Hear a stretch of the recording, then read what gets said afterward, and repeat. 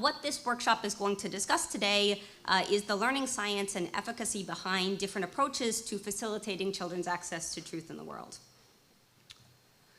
Specifically today, we're going to be talking about novel developmental science research about how to support children's discovery of truth through interventions that target 3 areas. The first area is metacognitive awareness. The second area is intellectual humility. And then the third and final area is understanding of informational ecosystems. Rania is going to talk first about training children's curiosity as a set of metacognitive skills. In particular, she's going to be talking about new technologies that might be used in order to promote children's curiosity. We plan to have Louise Goupil talk next, but she is unfortunately unable to make it. So we're going to adjust the program to move on to the next two talks next, and then we'll follow that with a panel. Carolyn Baer is going to be talking next about how children leverage confidence in order to rationally integrate their beliefs, both their own confidence and the confidence of others. And Antonia Langenhof is going to be talking about disagreement and the development of intellectual humility in kids. So this block of talks represents our talks on metacognitive awareness and intellectual humility. We'll have a panel there, then we'll break for the big coffee break, and then we'll come back and do part 2. For part 2, we have 2 talks. First, a talk by Evan Orticio talking about evidentiary standards increasing in more unreliable information environments. So the role of the context in which children are learning in their sampling and their skepticism. The final talk will be by Costanza De Simone, which is on mastering information in the World Wide Web, what factors contribute to adolescents' capability to appraise accurate web sources, learn and mold informed opinions about controversial topics. And then we'll also follow that with a panel discussion. Then we'll wrap up, and hopefully this is the beginning of more than just the discussion that happens here. We'd love to talk to you guys about your thoughts on this in the next few days at coffee breaks beyond just today. Without further ado, we'll go ahead and get started with Rania, if you'd like to come up. Thanks.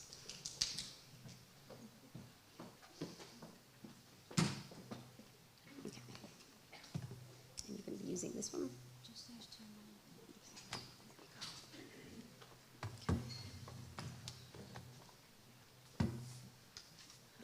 Can you fit here?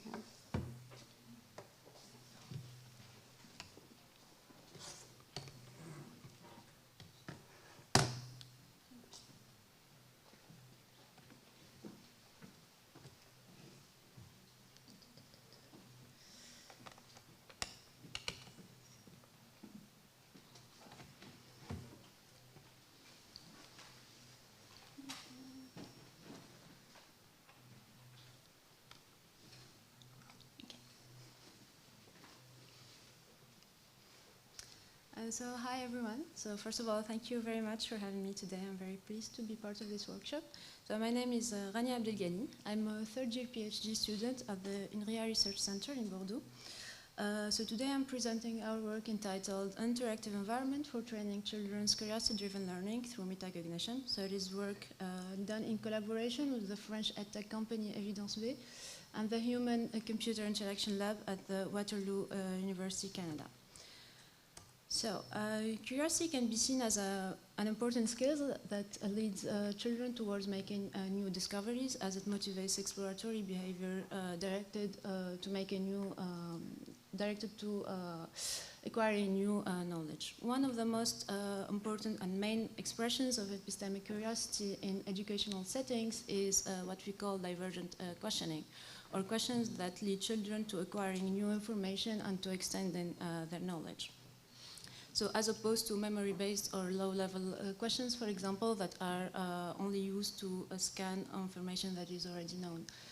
So despite their importance to and to curiosity and their link to epistemic curiosity, we see that divergent questioning is very or rarely present in today's schools, and that children's questions are very often low level or memory based. So that's for several reasons. For example, children's tendency to overestimate their own knowledge, linguistic obstacle, etc.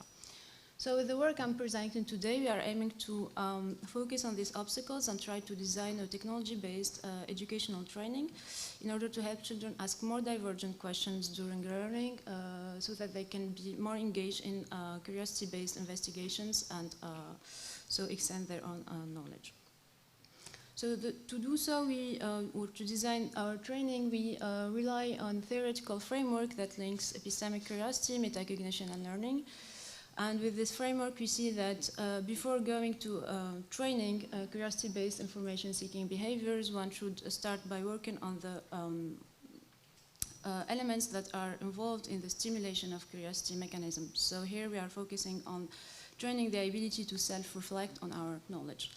Then we can move to training the curiosity-driven behavior, of divergent questioning via the identification of uncertainty, in order to elaborate, of course, curious thinking. And finally, also with this framework, we see that it is important also to encourage continuous question-guided exploration in order to help children maintain their curiosity states and not break their learning cycles in a premature way. So these are the three design principles that guided our choices to implement our technology-based intervention. So it is translated into a web-based platform we call Kids Ask.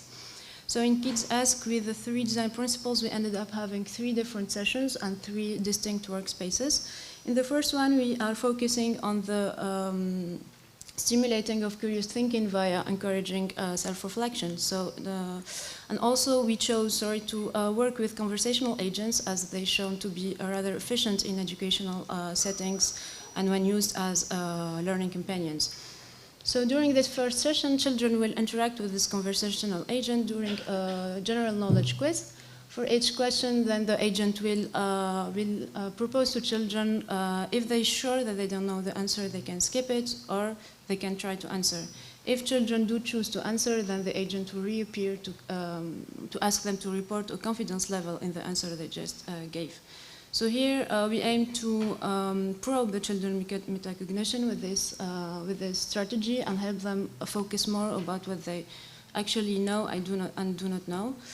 Because as we saw in the framework, it is the first step towards engaging in curiosity-driven learning cycles. So during the second session, so day 2 of our training, here children will work on reading comprehension tasks with texts that are related to their topic of choice. And here the aim of the interaction is to help children ask more divergent questions about the text that they are working on by helping them and guiding them into being more aware of the information that they might be missing. So the agent's role here is to give children different cues, so semantic and linguistic cues, in order to help them generate these divergent questions. So the semantic cue is a piece of information that is closely related to the text but is not actually stated in it. So in a way, it is kind of a proposition of a possible knowledge gap that we want children to be more aware of, so they are more aware of possible information that they are missing, and that is important for a better and more robust understanding of the text. Linguistic cues are questioning words that we give children in order to help them avoid superficial questions that start with is or are, for example, and to which the answer is a simple yes or no. Then children are asked to use these 2 cues to formulate divergent questions, so questions that will bring them new information beyond the content of the text that they have in front of them. So during this session, children will work on 3 texts, and for each text, they will have to generate 6 different divergent questions with the help of the agents. And finally, in the 3rd session of this training, here children move to the exploration space. So the aim here is to encourage children to use their divergent questioning skills that they have acquired in the session 2 of the training in order to conduct autonomous investigations. So the information here is represented as animated videos that are related to the topic of choice of children. and only a few of them are initially available. So every time the child will watch an educational video, the agent will reappear, asking them if they have any questions about what they just saw, and proposing to them that if they have questions, it will help them with new videos. So the more children asked videos, the more the agent opened them new videos that might contain the answers to their questions. And they were free to stop the interaction whenever they wanted. So this interaction was, the platform Kids Ask was evaluated with 54 children aged between 9 and 10. And they were divided into two groups, so an experimental group with the interaction as I just described, and a control group which did not have the proposition for knowledge gaps during the session 2. So here we wanted to test the efficiency of the strategy of prompting curiosity. So here the agent will simply ask children whether they had questions about the text that they are working on, and just give them the linguistic cues, so the questioning words. So the results showed indeed that the experimental group, so those who had the propositions for knowledge gaps, ended up asking significantly more divergent questions, as they were coded by two human annotators, both during the training, so during the elaboration phase, and during the exploration without the agent's support. So we see a transfer effect of the question asking training to the exploration phase. We also saw that this group ended up spending significantly more time in exploring the educational resources and seeing more videos.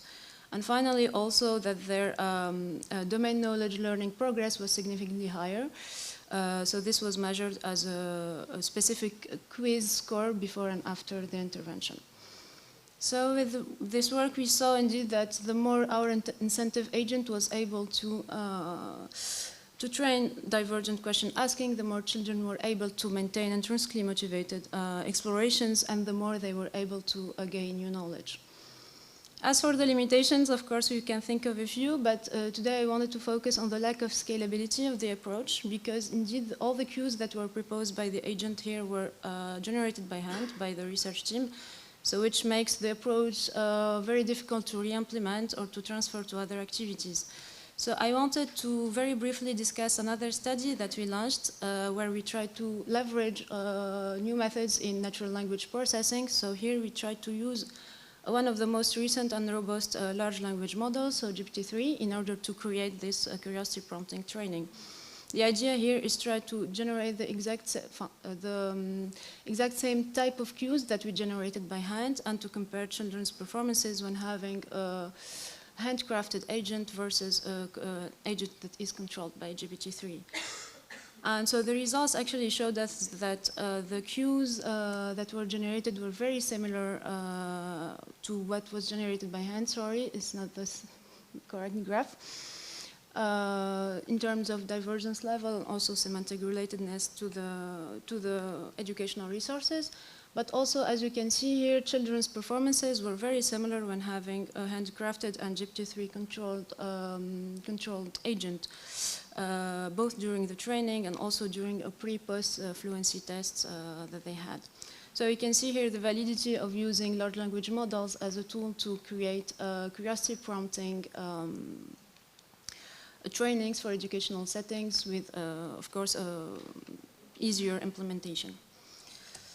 So as limitation and future direction for both these studies I just presented, one important observation is that we didn't see a significant change in children's perception of curiosity before and after the intervention. So one future work we are studying is to add a curiosity workshop before administering the curiosity training, where we introduce what is curiosity to children, why it is important, and how to use it to become better learners, and also introduce the metacognitive skills that are involved in the stimulation and maintenance of curiosity-driven learning cycles, and work on them individually.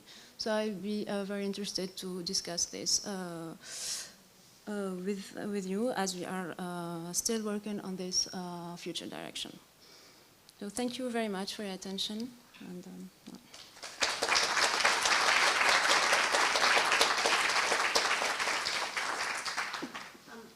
so we have time for questions, and I think we have mics here. While people are getting their thoughts together, maybe I'll start. Hopefully is that working? Oh yeah, okay. All of that was so interesting. You had asked about children's awareness, is that right, of how sure they were at the beginning. I might have missed it. Was there a result on, did that have an impact, did the intervention have an impact on kids' awareness of what they didn't know? Okay, so the idea was to try with the first part of the training is to ask them to self-reflect on their right. what they know and what they don't know in order to choose what topic they want to work on. Right. So we wanted to see if, for example, they can choose to work on topics where they reported low certainty or the vice versa. So we didn't see any difference in that, and you didn't. Huh. We didn't see any significant results. So we think that they chose the topics they wanted to work or with by order of preference, maybe. Yeah. So it is also something, as I said, that we want to work more on here during our next workshop when we focus individually on each metacognitive skill and see what's impact on the others. So yeah. Identifying uncertainty is one of those skills.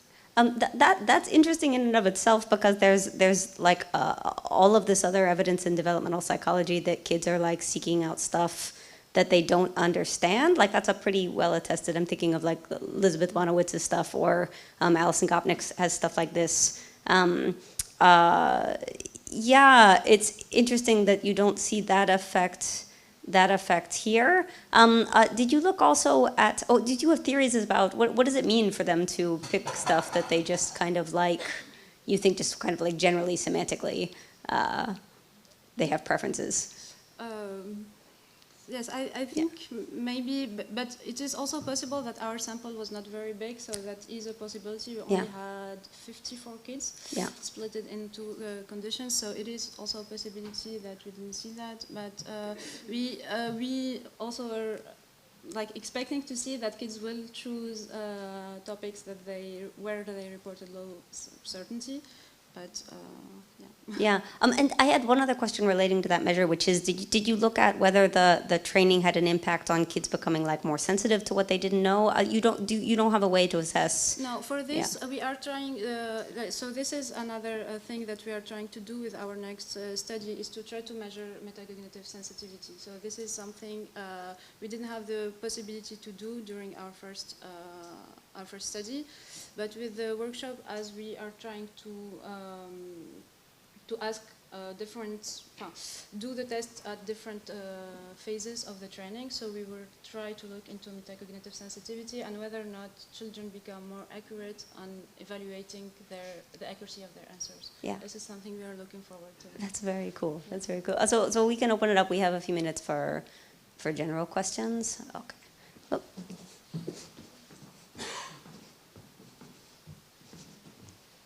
Okay. Thank you. So thank you for your talk. Great talk. I loved it. I'm curious about your last slide. So you say there's no significant change in children's perception of curiosity. So was one of your aim to make them aware that curiosity is a good trait? How did you measure this, and why is it important, in fact? If they do it, do they have to know that this is curiosity that they're using? Yes, so thank you for your question. So we measured this using the SIAC questionnaire. So it is standardized questionnaire where we see the children's personal relevance and how they see the importance of curiosity. Of course, we were interested in changing their negative perception of curiosity, because what reports show that one of the reasons, for example, children don't ask questions in classroom is because they fear the social judgment. They think that when asking a question, that means that we are not intelligent enough, or etc.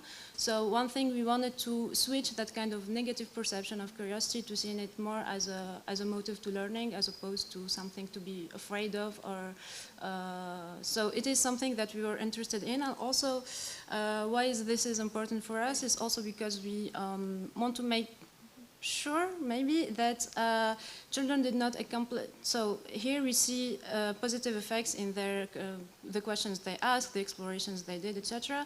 But we want to be more sure that they did this not because they were just following the instruction of the agent and the desirability effect of the platform, for example, but because they were intrinsically motivated. So we had measures for intrinsic motivation, of course, but we don't see very significant differences.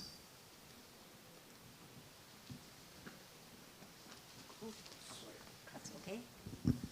Thanks for the talk. My question is about like when you compare to human to ChatGPT, like you found a difference, but the thing is the variability in the second one, the next, I guess you showed.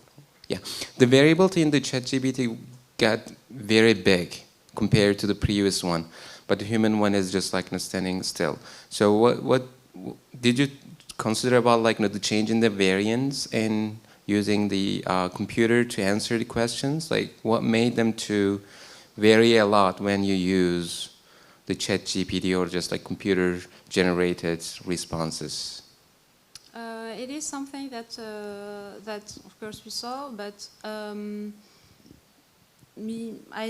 afraid I still don't have an answer for that. But one thing like the cues themselves of GPT-3, as this is a pilot study where we actually study the feasibility of using GPT-3 in these kinds of educational applications. So we focused more on evaluating the cues that GPT generated. And here we saw, for example, here, I didn't show this slide, I think, but we saw, for example, that the variability are very similar as with respect to the semantic relatedness degree to the educational resource, for example, or the divergence level. So here, this is the cues themselves. They are very similar, but for children's performances, we haven't seen. One thing that was interesting, though, to see is that children reported lower cognitive load when they worked with GPT-3. So that is something maybe that had to do with their performances, and they were more free to ask different other questions. So it is a possibility. We have time for maybe one other question, if we have one. Okay, then we can just wrap up, and as Carolyn will be the next speaker, if Carolyn, you want to get set up. Thanks so much, Rania.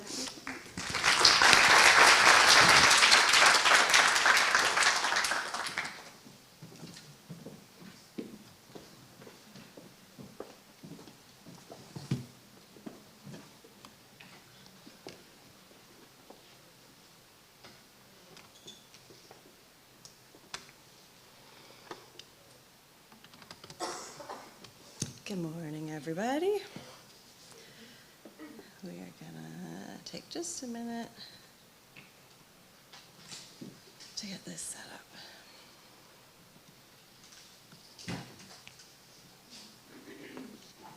Okay, looks good. Hi, everybody. My name is Carolyn Baer. I'm going to talk to you guys today about a project that's been going on for the last little while with Celeste Kidd and with Jan Engelman at the University of California at Berkeley. So children have a lot of information that they experience, and one of the things they have to do is determine what is true. And so children can and do turn to others to help determine what is true. This can be both a good and a bad thing. Other people have different experiences than we do, and so maybe they have better memories, and they can fill in gaps in the knowledge that a child has. But those different memories may also lead to conflicts. And so the same event could be remembered differently by two different people, or maybe even people come to different conclusions about the exact same piece of evidence. So how then do children find truth amid conflicting information from different social sources? So one of the many solutions that we use as adults when experiencing conflicting information is we integrate. So let's say, for example, that we are estimating the number of marbles in this jar. We could get two different answers from two different people.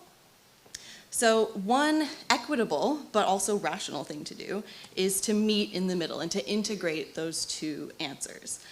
What's interesting here is that 35, this integrated answer, is actually not endorsed by either individual, and yet we see it as a rational possible answer because of this idea that we can meet in the middle.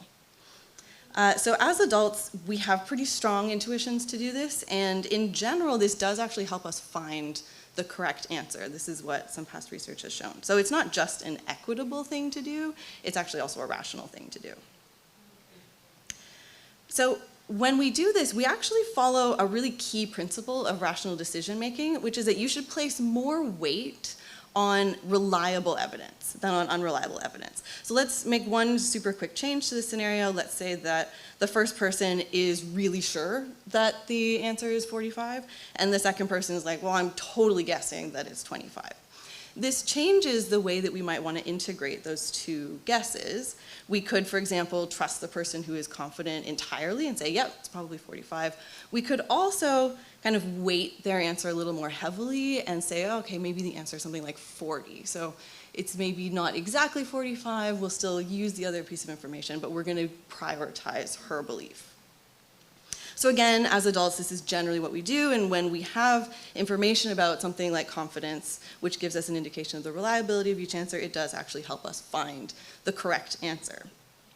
So this idea, this kind of strategic adjustment, matches pretty closely with something called Bayesian integration, or what can also be known as Q combination. Basically, this is just a principled way to account for the reliability of beliefs when you need to compare, or in this case, integrate beliefs together. And what I'm showing you here is just kind of a visual representation of what that looks like. So uncertain beliefs have maybe more spread to them, certain beliefs are a lot closer together, and you'll notice that kind of dark green one in the middle might represent something like what we did with that 4D final answer, where we're choosing that kind of light green certain belief a little bit more. We're weighing it more heavily than the uncertain one. So we want to understand how those intuitions emerge. So can children integrate beliefs, first of all? But then if they can, is this based on this kind of selective Bayesian type integration, or is it maybe that kind of strategy emerges much later on in development? By the time we reach adulthood, maybe we see it, but not earlier than that.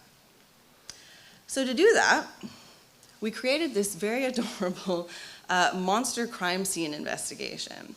So children basically needed to play detective. They needed to figure out which of these 4 target monsters committed some kind of ambiguous crime. We said that they had broken the monster rules, which apparently was good enough for kids to know that one of these monsters was bad. And what you'll notice is that we have these 4 monsters, and they're all exactly the same except for one thing. Each monster has one more dot than the one previous as you're moving left to right. So it's very subtle.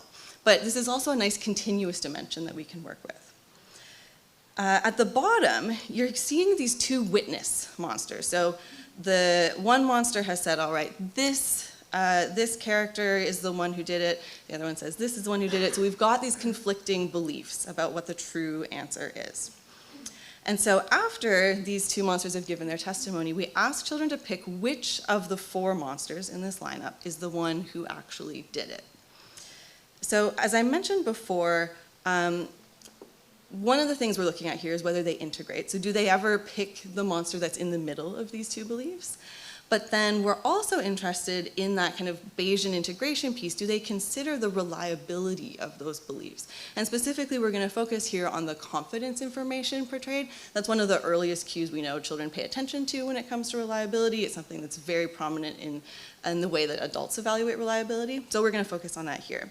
So if one of these monsters indicates really high confidence in their answer and another one indicates low confidence in their answer, how does that change what children are picking, whether they're choosing to integrate or whether they're choosing to believe one over the other? So let me show you some examples of what that looks like in practice. So when a monster is indicating high confidence, it might sound something like this. I remember. A monster with this many spots did it. Yeah, I'm really sure. A monster with this many spots did it. And then the kind of complementary version of that, the low confidence, sounds something like this. I don't remember. Maybe a monster with this many spots did it? I'm not very sure. I guess a monster with this many spots did it? So there's lots of different kind of auditory cues that you can hear there, like the pace is different, the prosody is different, the actual words are different, the I'm sure, I'm not sure. So there's lots that hopefully kids are able to pick up on in the confidence cues. So in the study, we presented 5 to 10-year-old children with 12 trials. So on 4 of those trials, the 2 monsters actually had the exact same confidence level. So either they were both highly confident or both not very confident. And we're looking here for children to actually pick that midpoint. This is where the belief that you should integrate should be the strongest. Then we also have 4 trials where they have different confidence. One monster is very confident, one monster is not very confident. So kind of the audio samples that I just showed you. Here, according to that kind of Bayesian perspective, Bayesian integration perspective, we're now expecting children to prefer whichever one is higher confidence. This kind of maps onto some of the selective social learning literature that's out there as well, but in this case we've presented them with the midpoint as a valid option, and so we're curious here to see are kids just picking the midpoint at all cases, or are they actually kind of rationally choosing to use that midpoint versus to pick higher confidence answers. We also had 4 trials where the monsters agreed.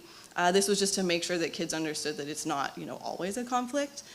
We did have all of the combinations of confidence in here, and in general, we're expecting that kids are just going to pick whichever both monsters agreed said was more confident, and this is, or was the monster who did it. In general, this is what children did, so I'm not going to focus too much more on this, but happy to answer questions if you have them. So to plot children's choices, we've coded their answers. So I just want to explain that really quickly here.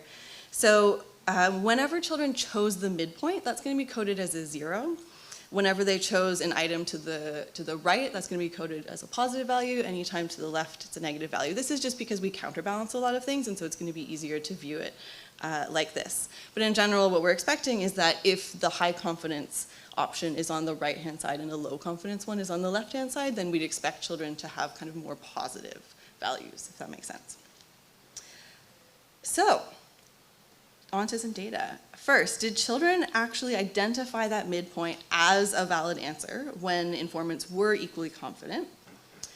So in general, the answer is yes. So what you're seeing here is kind of the proportion of choices of each of the options that children were shown. There are always 4 options shown at once, but you're noticing 5 bars just because we've counterbalanced things.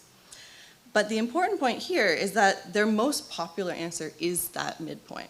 There is some interesting variability around that has this kind of nice distribution shape that's, again, predicted by that Bayesian account to some degree, but their most popular answer is the midpoint. So they do seem to be integrating beliefs. Is that choice sensitive to the confidence that was given in each answer? So the answer here appears to also be yes. So what you're seeing here is that when the high confidence option was on the left-hand side, they tend to be picking that one as their most popular answer, with the midpoint being kind of a compelling alternative. When the high confidence answer was on the right-hand side, they tend to be picking that one, again, with the midpoint being a kind of compelling alternative. So what's exciting here is you can see these distributions forming, kind of like that image I showed you earlier, that suggests that there's a preferred answer, but there's also some support for nearby answers. That's, again, consistent, at least qualitatively, with this Bayesian integration perspective that we think may be happening. So, as some quick conclusions then, children aged 5 to 10 endorsed a midpoint answer when it was available. And that's despite the midpoint never being endorsed by any of the actual informants. So this points to a way that children could actually find truth even when it isn't directly presented to them. Their integration is also sensitive to the reliability that those beliefs are presented with. In this case, we're using confidence as that indication of reliability. This is consistent with theories of things like Bayesian integration, at least the kind of qualitative results that we have. But it's exciting as a possible mechanism that might exist throughout the lifespan, because we know this is something that we as adults do. This is some early evidence that this is also happening in childhood. And with that, I'll end here, and I'm excited to hear your questions. Thank you.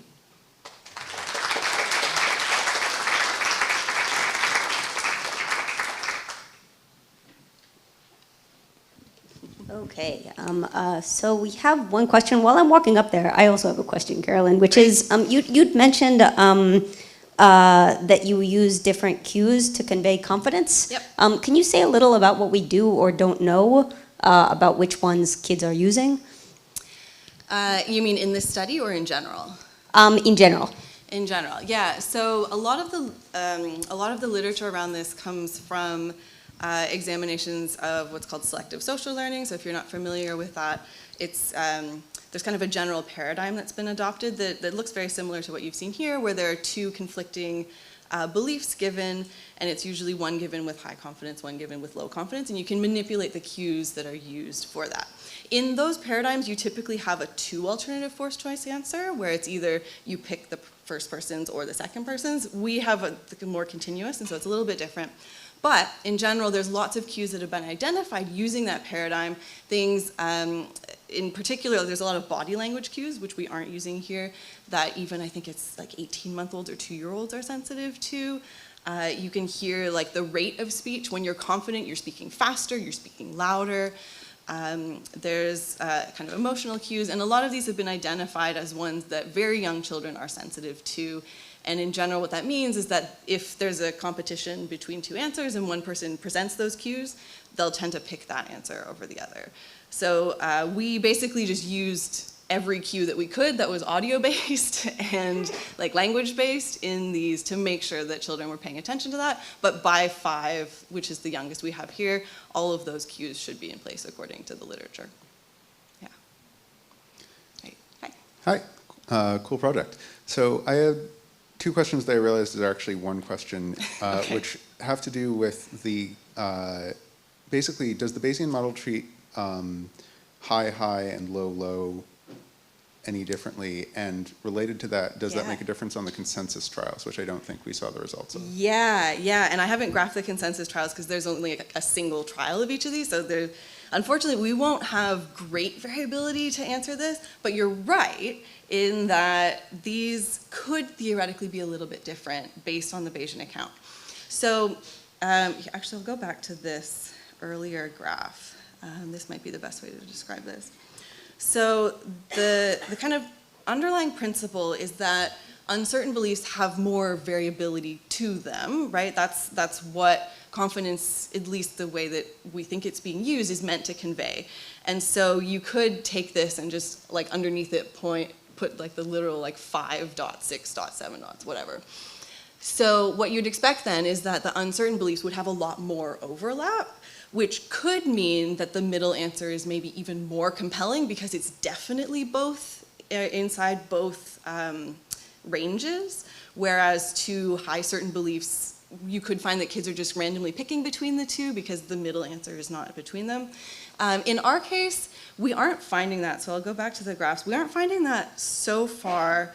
Like these proportions are almost identical between those two. That could just be because the ranges we're using are so small, like it's 5 versus 7 dots are the comparisons. You could find if we were to make those much bigger that you kind of tease that apart. This was just kind of an early stage. We want to just get an idea that it's working at all, but I think the intuition is right, that there could be differences here. We haven't found anything compelling yet in the consensus data, but we are looking at that because I think that's another really interesting case where if both people are not certain of their answer, even if they have the same answer, like maybe it's a sign that you should just go for something else because everybody's guessing anyway. So we'll be looking for that. We don't see it yet, but that's just because there's not enough trials to look for it yet. Yeah, thanks. Ooh, any other questions for Carolyn? Oh.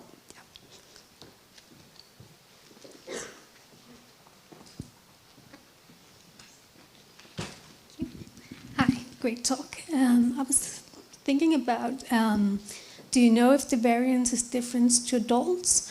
And did you find any significant difference between the 5-year-old and the 10-year-olds? Yeah, so we don't have adult comparisons for this particular paradigm, so I'm not able to comment directly on that. I'm kind of doing like a mental checklist of the research that's been done with adults that uses similar paradigms, and I don't think there's anything that will be able to do a direct comparison to this work yet.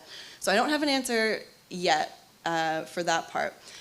The other age differences part, so we're maybe like 2/3 of the way through data collection right now, and we've done kind of like just a median split, looking at these graphs, but split between 5, 6, and 7-year-olds versus 8, 9, and 10-year-olds. The patterns are the same, which is really interesting and exciting. So it looks like the general qualitative patterns are very similar. The main difference really comes down to the spread. So in general, older kids just have kind of narrower spreads, and the younger kids just have wider spreads. So that just maybe points to, you know, variability being larger in younger kids. It could also point to younger kids using kind of a wider, like they interpret confidence as meaning a wider range. We can't really tease apart those two possibilities yet, but that's what it looks like in our data so far. Yeah. Cool. Any other questions for Carolyn? Okay, we can move on to the next speaker then. So Antonia will be up next. Thanks, Carolyn. Great, thanks. Maybe it's on this one, right?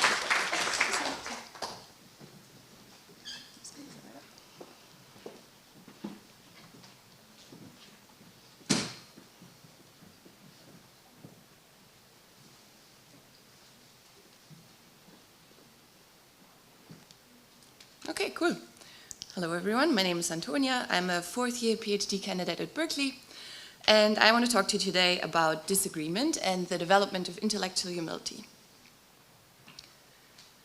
Okay, so in short, intellectual humility means to entertain the possibility that you may be wrong. And there's, you know, many specific definitions of this construct, but one I really like says that intellectual humility involves the following 3 key features.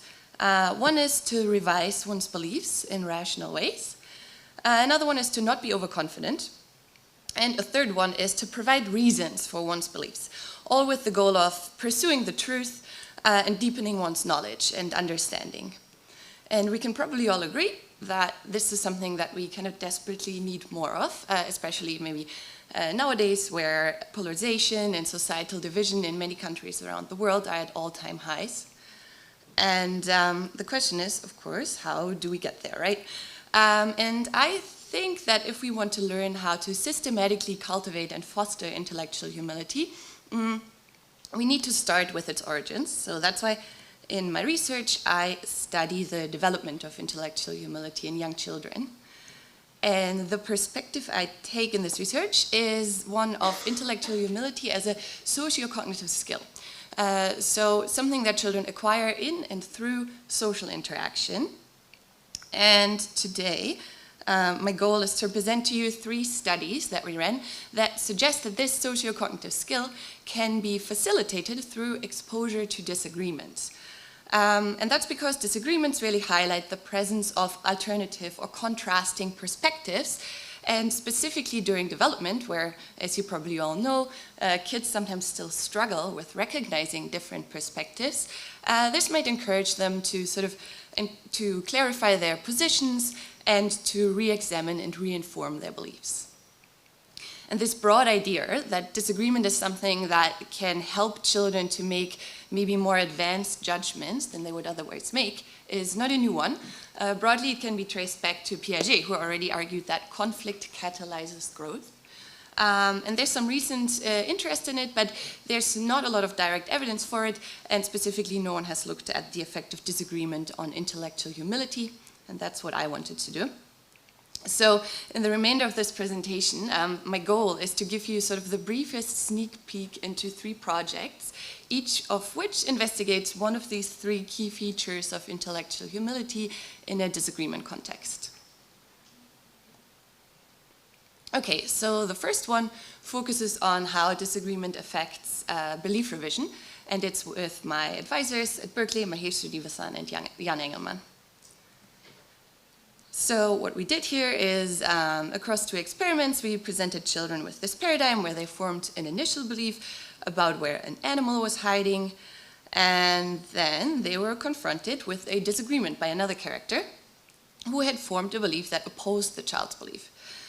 And within participants, we manipulated whether children's evidence, the evidence that they had used to form their belief, was stronger than that of the disagreeing other, weaker, or whether both had equally strong evidence.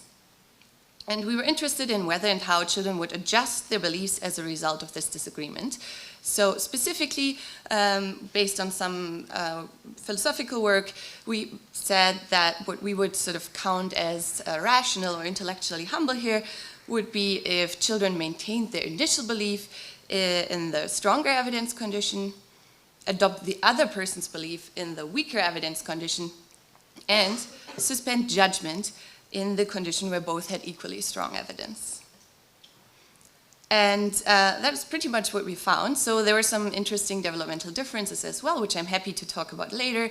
But basically from around age 5, children maintained their initial beliefs when their evidence was stronger, adopted the other person's belief more often when their own evidence was weaker, and suspended judgment when both had equally strong evidence. And this was specifically the case when this suspension of judgment was operationalized sort of more implicitly via the search for additional information or additional evidence. Okay, so in this disagreement context, even young children, right, 5-year-olds, adjusted their beliefs in distinct and what we might call rational ways. But in the context of this talk, maybe you're wondering, was this really due to the disagreement, or would children adjust their beliefs in similarly rational ways in other social or even non-social contexts, right? And that's a good question for which I don't have an answer yet. But when we were thinking about our next study, we had this in mind. So here we wanted to more specifically compare a disagreement context with another relevant social context, specifically a situation of agreement. And this time we didn't look at belief revision, we looked at overconfidence, the second key feature of intellectual humility. Okay, so you may know this, but 4 to 6-year-olds are notoriously overconfident, one might say, so they constantly overestimate the limitations of their knowledge, and this overconfidence is actually quite hard to get rid of. So for example, there's some prior work with young children showing that overconfidence persists even after children receive explicit feedback on the gap between their actual performance and their predicted performance. But we felt that experiencing disagreement versus agreement might have the potential sort of to reduce children's overconfidence. And I'll be presenting this as an individual paper on Saturday morning in the session on metacognition, so I'll try to keep this really brief. But basically what we did is we presented kids with completely ambiguous evidence about which toys in a set would make a machine play music. And then we assessed their beliefs about which toys they thought would make the machine play music. And we also assessed children's confidence in their beliefs. And after that, depending on condition, children were confronted with a disagreement or with an agreement by a confederate, one of my RAs here. And then we assessed children's confidence in their belief again. And we predicted that in the disagreement condition, we would see a reduction of children's overconfidence. We also looked at information search, but more on that during my talk on Saturday or during the Q&A session later. Here's what we found regarding children's confidence ratings.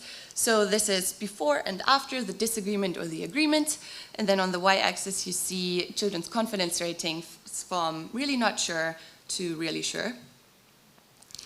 And basically what you can see here is that at T1, so before the disagreement or the agreement, children in both conditions were pretty confident that, you know, whatever belief they had decided on was the right one. And you can see that from T1 to T2, confidence in the disagreement condition went down and confidence in the agreement condition went up. And our main DV here was the difference between T1 and T2, which was significantly larger in the disagreement condition than in the agreement condition. So basically our findings show that children's overconfidence can be reduced, even in young children. And one specific way in which this can be done is through social disagreement. Okay, To finish off, I want to provide some initial insights into this third project. It focuses on the third key feature of intellectual humility, reason giving. And it's with this big, lovely team over here, and very much ongoing still. So I haven't analyzed any data yet, but I just looked at this data, so I was excited to share it with you. Okay, so we know from prior work that children start to give reasons for their beliefs around age 5, depending on the specific paradigm. But this prior work has focused exclusively on kids in weird cultural contexts, Western, educated, industrialized, rich, and democratic, which leaves open the question, right, whether reason giving in other cultural contexts develops similarly or differently, especially given that in many Western cultural contexts or weird cultural contexts, we often have this extreme focus on reasons. And prior work also hasn't specifically contrasted reason giving in disagreement and agreement situations. So that's what we wanted to do. So we tested, or we are currently still testing, 5 to 9-year-old kids from 3 different cultural settings. So Laikipia County in Kenya, very much a rural setting, kids in Beijing in China, and then kids in the US in the Bay Area. What we're doing with them basically is that we're presenting diets of kids with this paradigm where they have to decide together where a reward stickers are located. For example, in this, it's a bit hard to see, but blue or in the green box here. And before kids make this joint decision about which of those 2 boxes they want to open, children in the disagreement condition are presented with conflicting information about where the reward's located. So one child learns that the reward's in the blue box, and another child learns it's in the green box. And in the agreement condition, they both receive information that points to the same box. And then we're interested in whether children give reasons. And our central prediction is that across all 3 cultural settings, children in the disagreement condition will be more likely to give reasons for their respective beliefs about which box they should open compared to the agreement condition. And like I said, this is just an initial look at the data. So this is from 56 Berkeley diets, and what you see here is the proportion of trials in which children did give reasons separately for the 2 different conditions. And basically what we see here is quite interesting to me. So children of all ages give more reasons, as predicted, right, in the disagreement condition than in the agreement condition, except for the 9-year-olds, our oldest kids, who are basically really, really likely to give reasons in both conditions. And I think that's quite interesting because, you know, maybe it suggests that over time, with age, children have learned that sort of reason giving or giving reasons for one's beliefs is the thing that is expected or that one should do, basically. Okay, with that, I'm already at the end of my presentation. I want to sum up and say that I showed you evidence today that is at least in line with the idea or the hypothesis that disagreement facilitates the expression of 3 key features of intellectual humility in children: rational belief revision, the reduction of overconfidence, and reason giving, which gets me quite excited about the possibility of developing sort of disagreement-based intervention to foster intellectual humility more broadly. For example, in one follow-up that we're currently planning, we are hoping to see if exposing children to disagreement in one context might make them more intellectually humble in another situation. But of course, we'll have to take a little bit more time to sort of pursue this hypothesis even more systematically. With that, thank you so much for listening.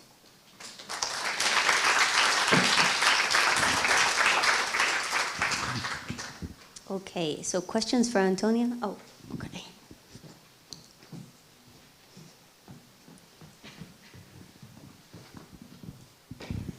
Hi, thank you. Very interesting presentation. I was intrigued by your cultural comment, so that weird cultures are kind of obsessed with giving reasons and rationalizing our beliefs. So my question is kind of broadly theoretical. What would theoretical humility look like in a culture that's not so obsessed with reasons and rationalizing, if you defined intellectual humility as providing reasons for your beliefs and revising your beliefs rationally? Yeah, I mean, I definitely think there is a strong focus in many yeah, you know, even maybe I should say specifically a strong focus on reason giving across situations, and even, you know, giving reasons to children in our cultural context. I was just in Kenya, which is one of the places where we're running this study, and there it is basically totally unheard of that, especially that parents or adults give reasons to children. So nevertheless, I think even in the, you know, even though we don't find this specific form of reason giving, I still think that we can define intellectual humility as giving reasons for one's beliefs in these cultural contexts as well. Because, for example, children with each other still provide reasons for their beliefs when they're arguing, for example, in the schoolyard. This is still something that is very much happening. And I think even if maybe the dynamics of who gives reasons to whom and so on and so forth are different, or maybe different in cultural contexts, this is also just based off my own personal observation, still giving reasons to others constitutes sort of a form of respect. So when we're discussing sort of on an equal footing and we're talking to each other as equals, I still think we can say that across cultures this is something that we might call intellectually humble.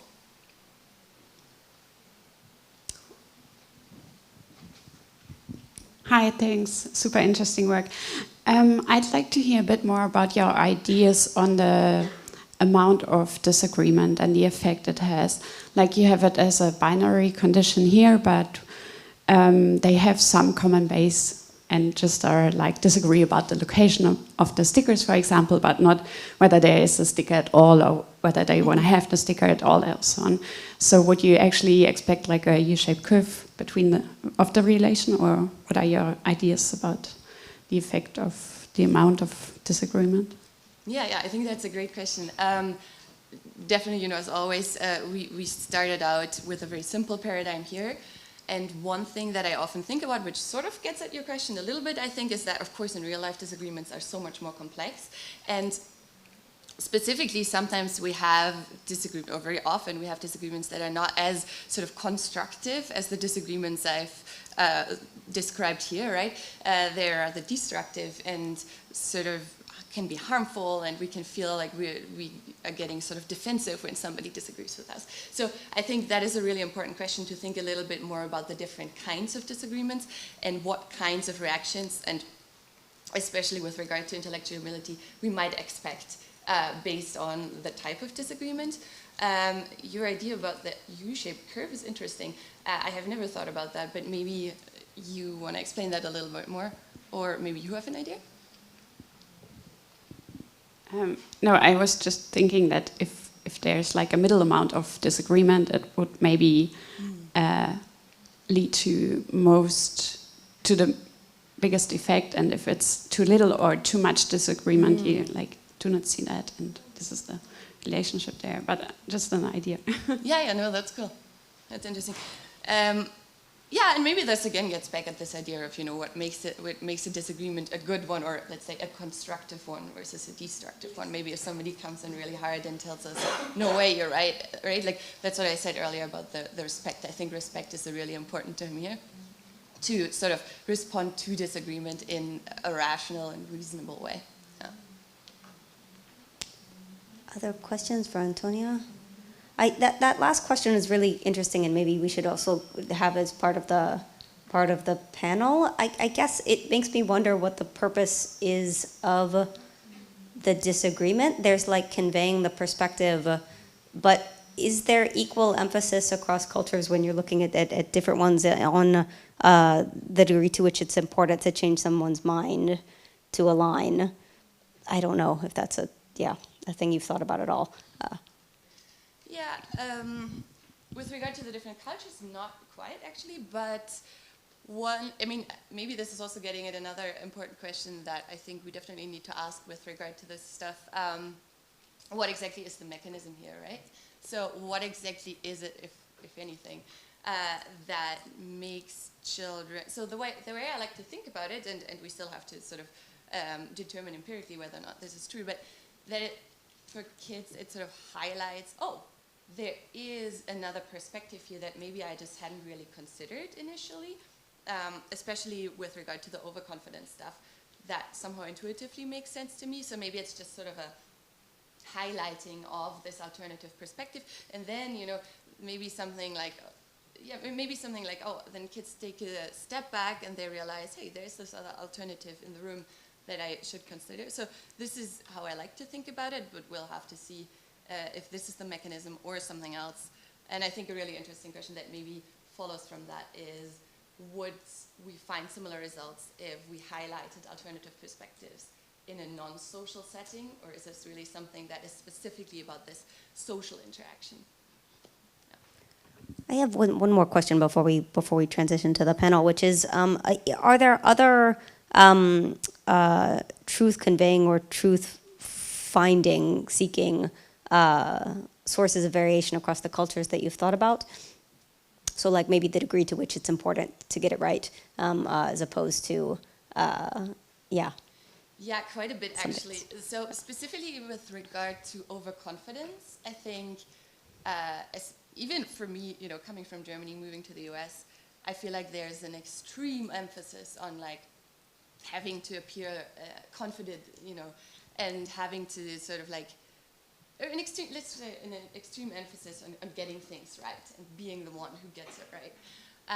And I definitely think, I mean, from my one trip to Kenya, but I definitely think that that might not be as big of a deal over there, especially for kids. And I think this really opens up a lot of interesting questions about whether or not things like overconfidence, phenomena that we usually take as sort of cognitive phenomena and as something that goes away across, you know, goes away with age, whether there's also something social or cultural that sort of goes into them, and it explains partly why kids, especially in the United States maybe, are so overconfident. Yeah. Cool. Thanks so much, Antonia.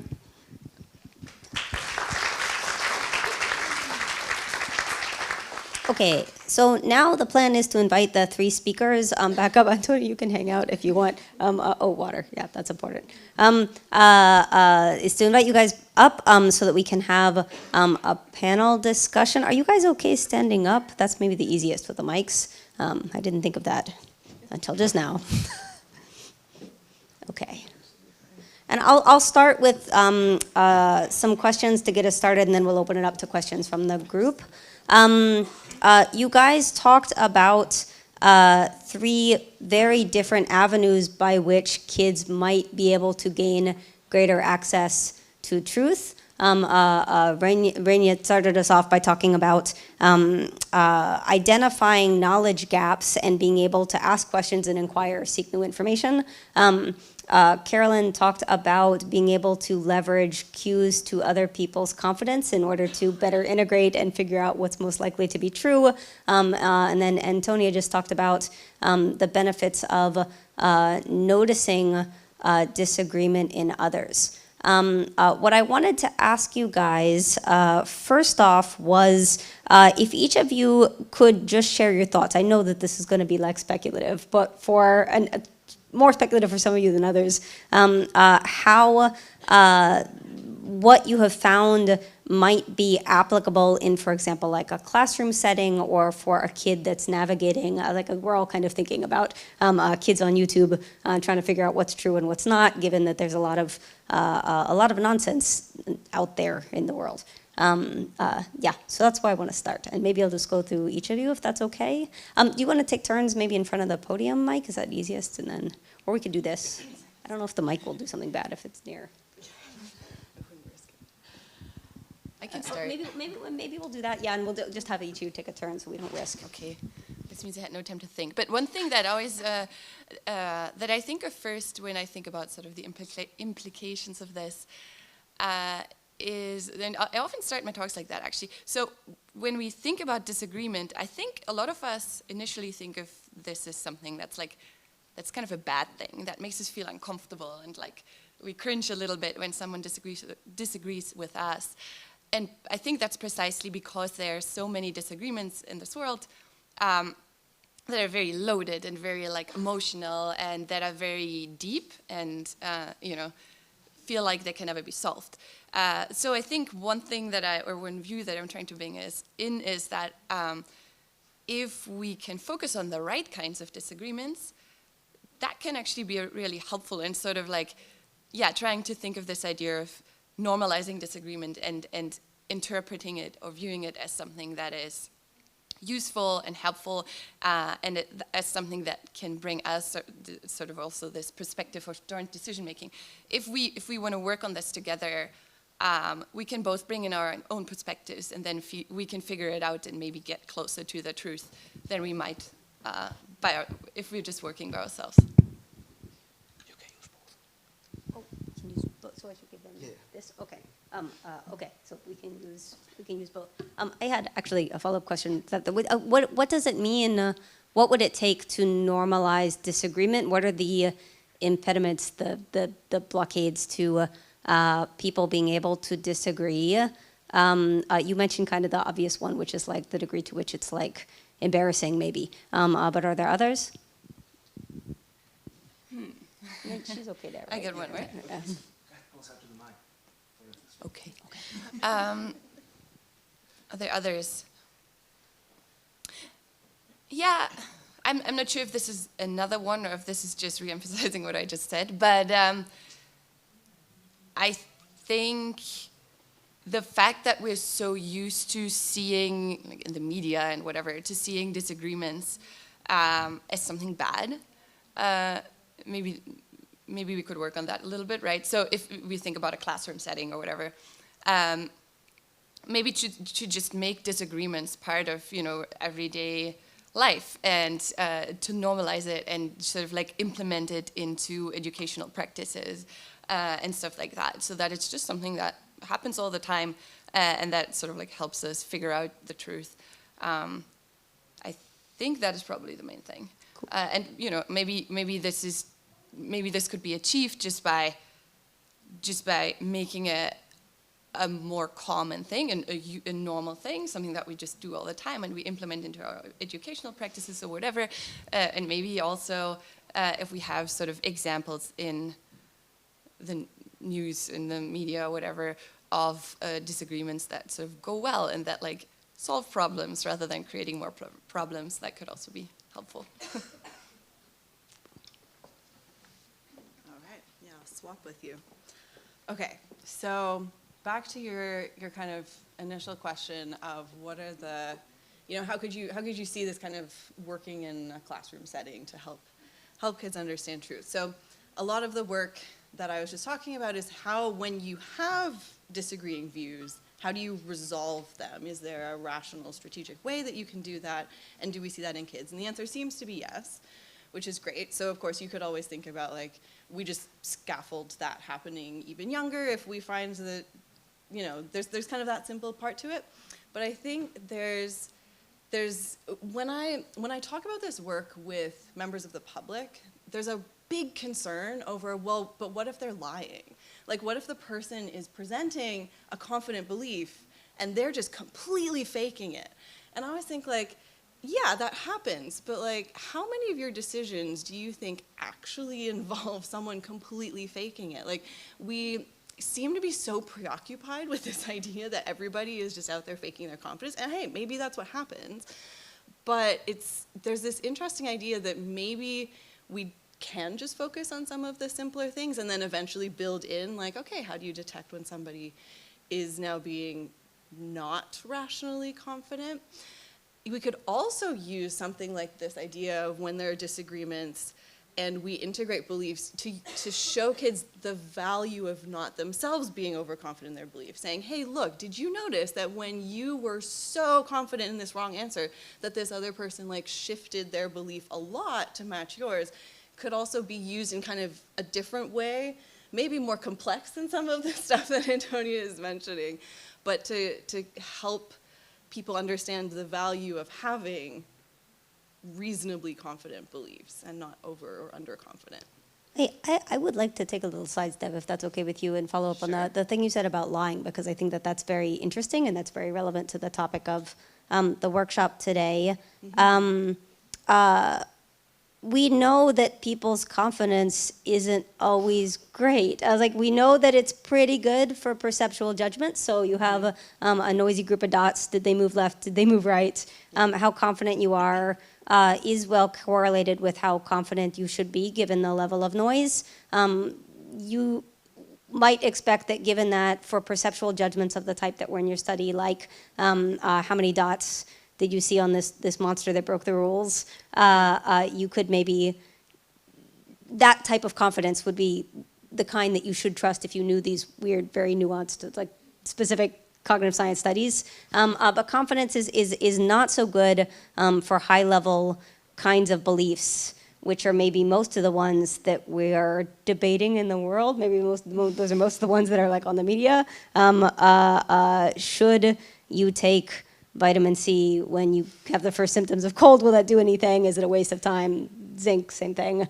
How does that apply to the utility of using other people's confidence? Is there the potential there for using other people's confidence if it tends to have a certain bias to it that maybe is not bringing, not telling you something about how confident somebody should be?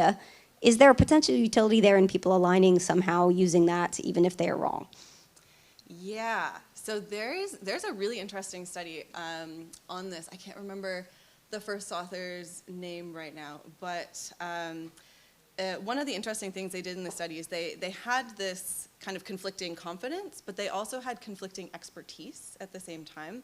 And what they found is that people, in a very socially nice way, kind of just combined confidence regardless of the underlying expertise.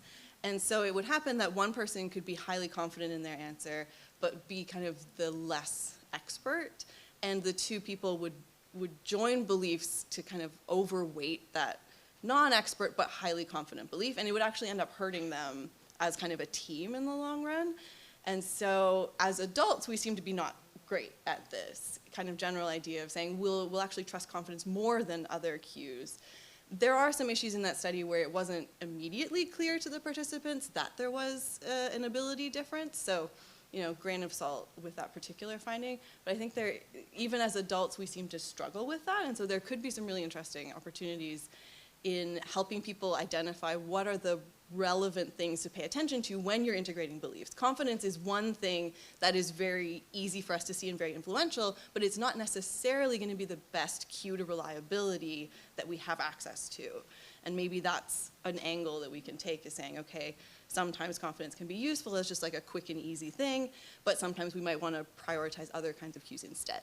Right. And that it may be worth mentioning, I was also thinking of papers like Louis Marti's paper about the best predictor of confidence for learning a novel concept being like whether you got the last few guesses right, and past some point of confidence, people are bad at integrating. So great.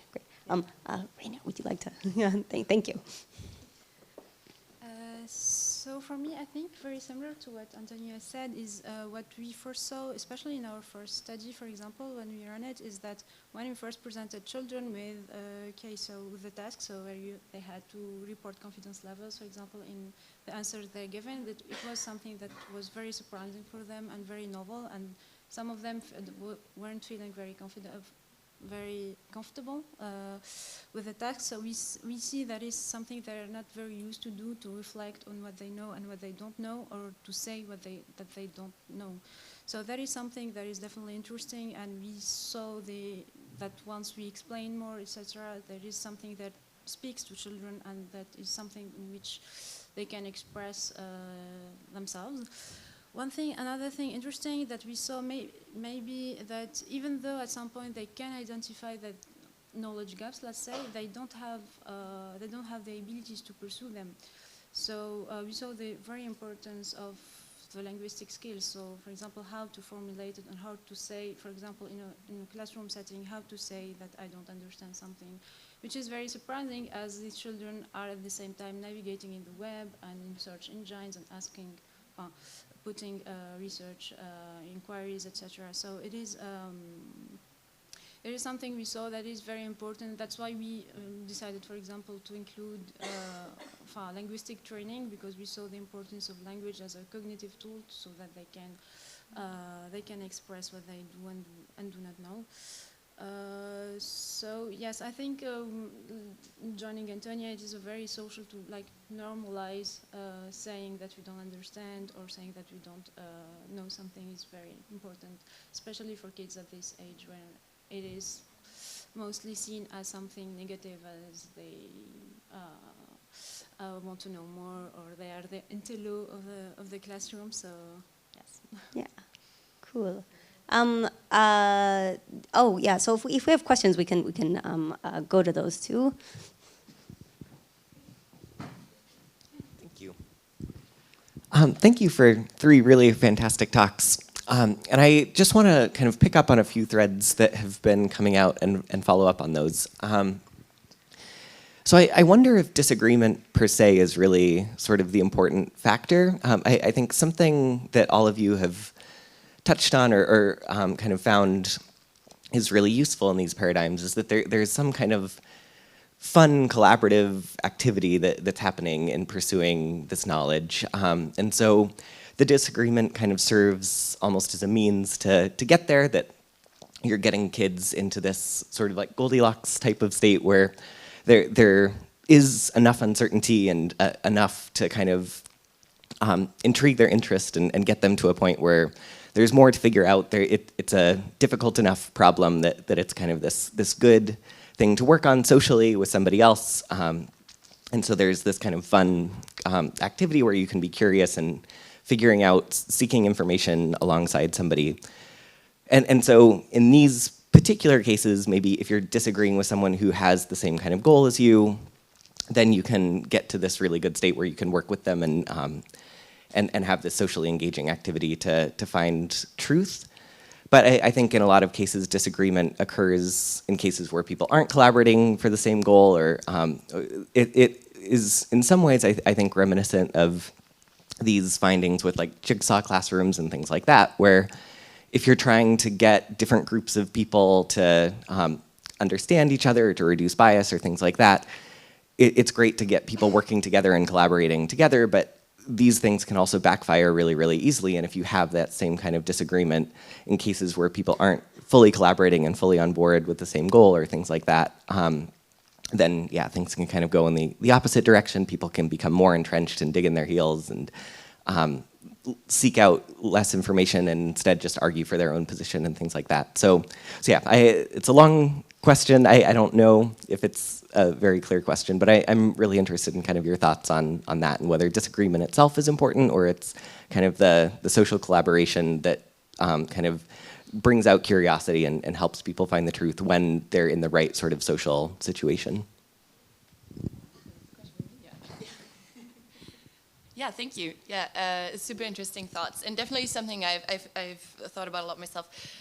There's a little bit of work that suggests. So, one thing I do want to do at some point is run a study where we contrast, let's say, a disagreement situation and sort of a situation where something very similar happens, but in a non-social way, which doesn't get exactly at what you just said, but because you said it's about, maybe it's just about the social collaborative aspect here, right? But, you know, sort of zooming in a little bit further and understanding what exactly is the mechanism. There's a little bit of work that suggests that there actually might be something sort of, something about this disagreement specifically that makes it special. So one paper I'm thinking of right now, and we'll see if it convinces you, but is a recent one by Cathal O'Madigan and others, where they basically contrasted some information search paradigm, maybe you know it, and they had this sort of disagreement context where children were presented with a conflicting, or they were presented with another child that was sort of doing something unexpected, which they called disagreement, and they had the opportunity of looking at one and the same thing from multiple angles, and sort of noticing the contrasting perspectives or the ambiguous evidence that was present in that situation themselves. And young kids, 3-year-olds specifically, were a lot more sensitive or responsive to the social case, to the what they call disagreements, which I think is interesting and still doesn't allow us to tease apart the two things I think that you just mentioned. But, you know, even if, so I wonder if you have a study in mind for, you know, how to really tease those two things apart. It's tricky. I've definitely thought about it quite a bit. There's a lot of different things as well that you can tease apart here. So is it social or non-social? Is it really about the contrast of perspectives, or is it about this like social collaborative situation, right? So there's so many different things here.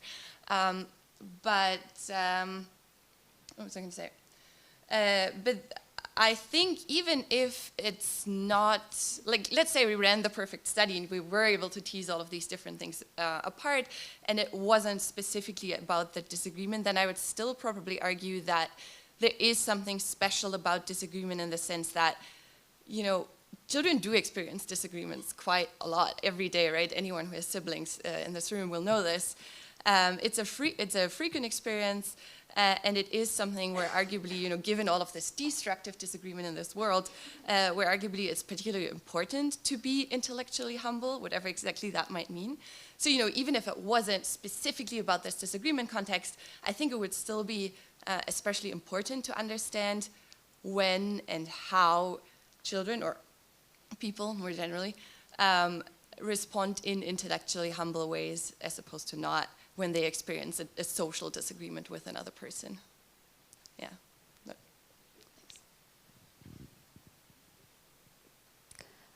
So I have another question that's for each of you guys, which is, all of you mentioned the stuff that was coming next. I want to back up one step before the thing that you do next and ask you guys what your thoughts are on what the most important and the most pressing open questions are for understanding the role of metacognition and intellectual humility in learning for kids. Just a small question. Just a tiny question, a little one. Just what do we not know that's important? What keeps you awake at night? Maybe that's a good place to. What bothers you that we don't know?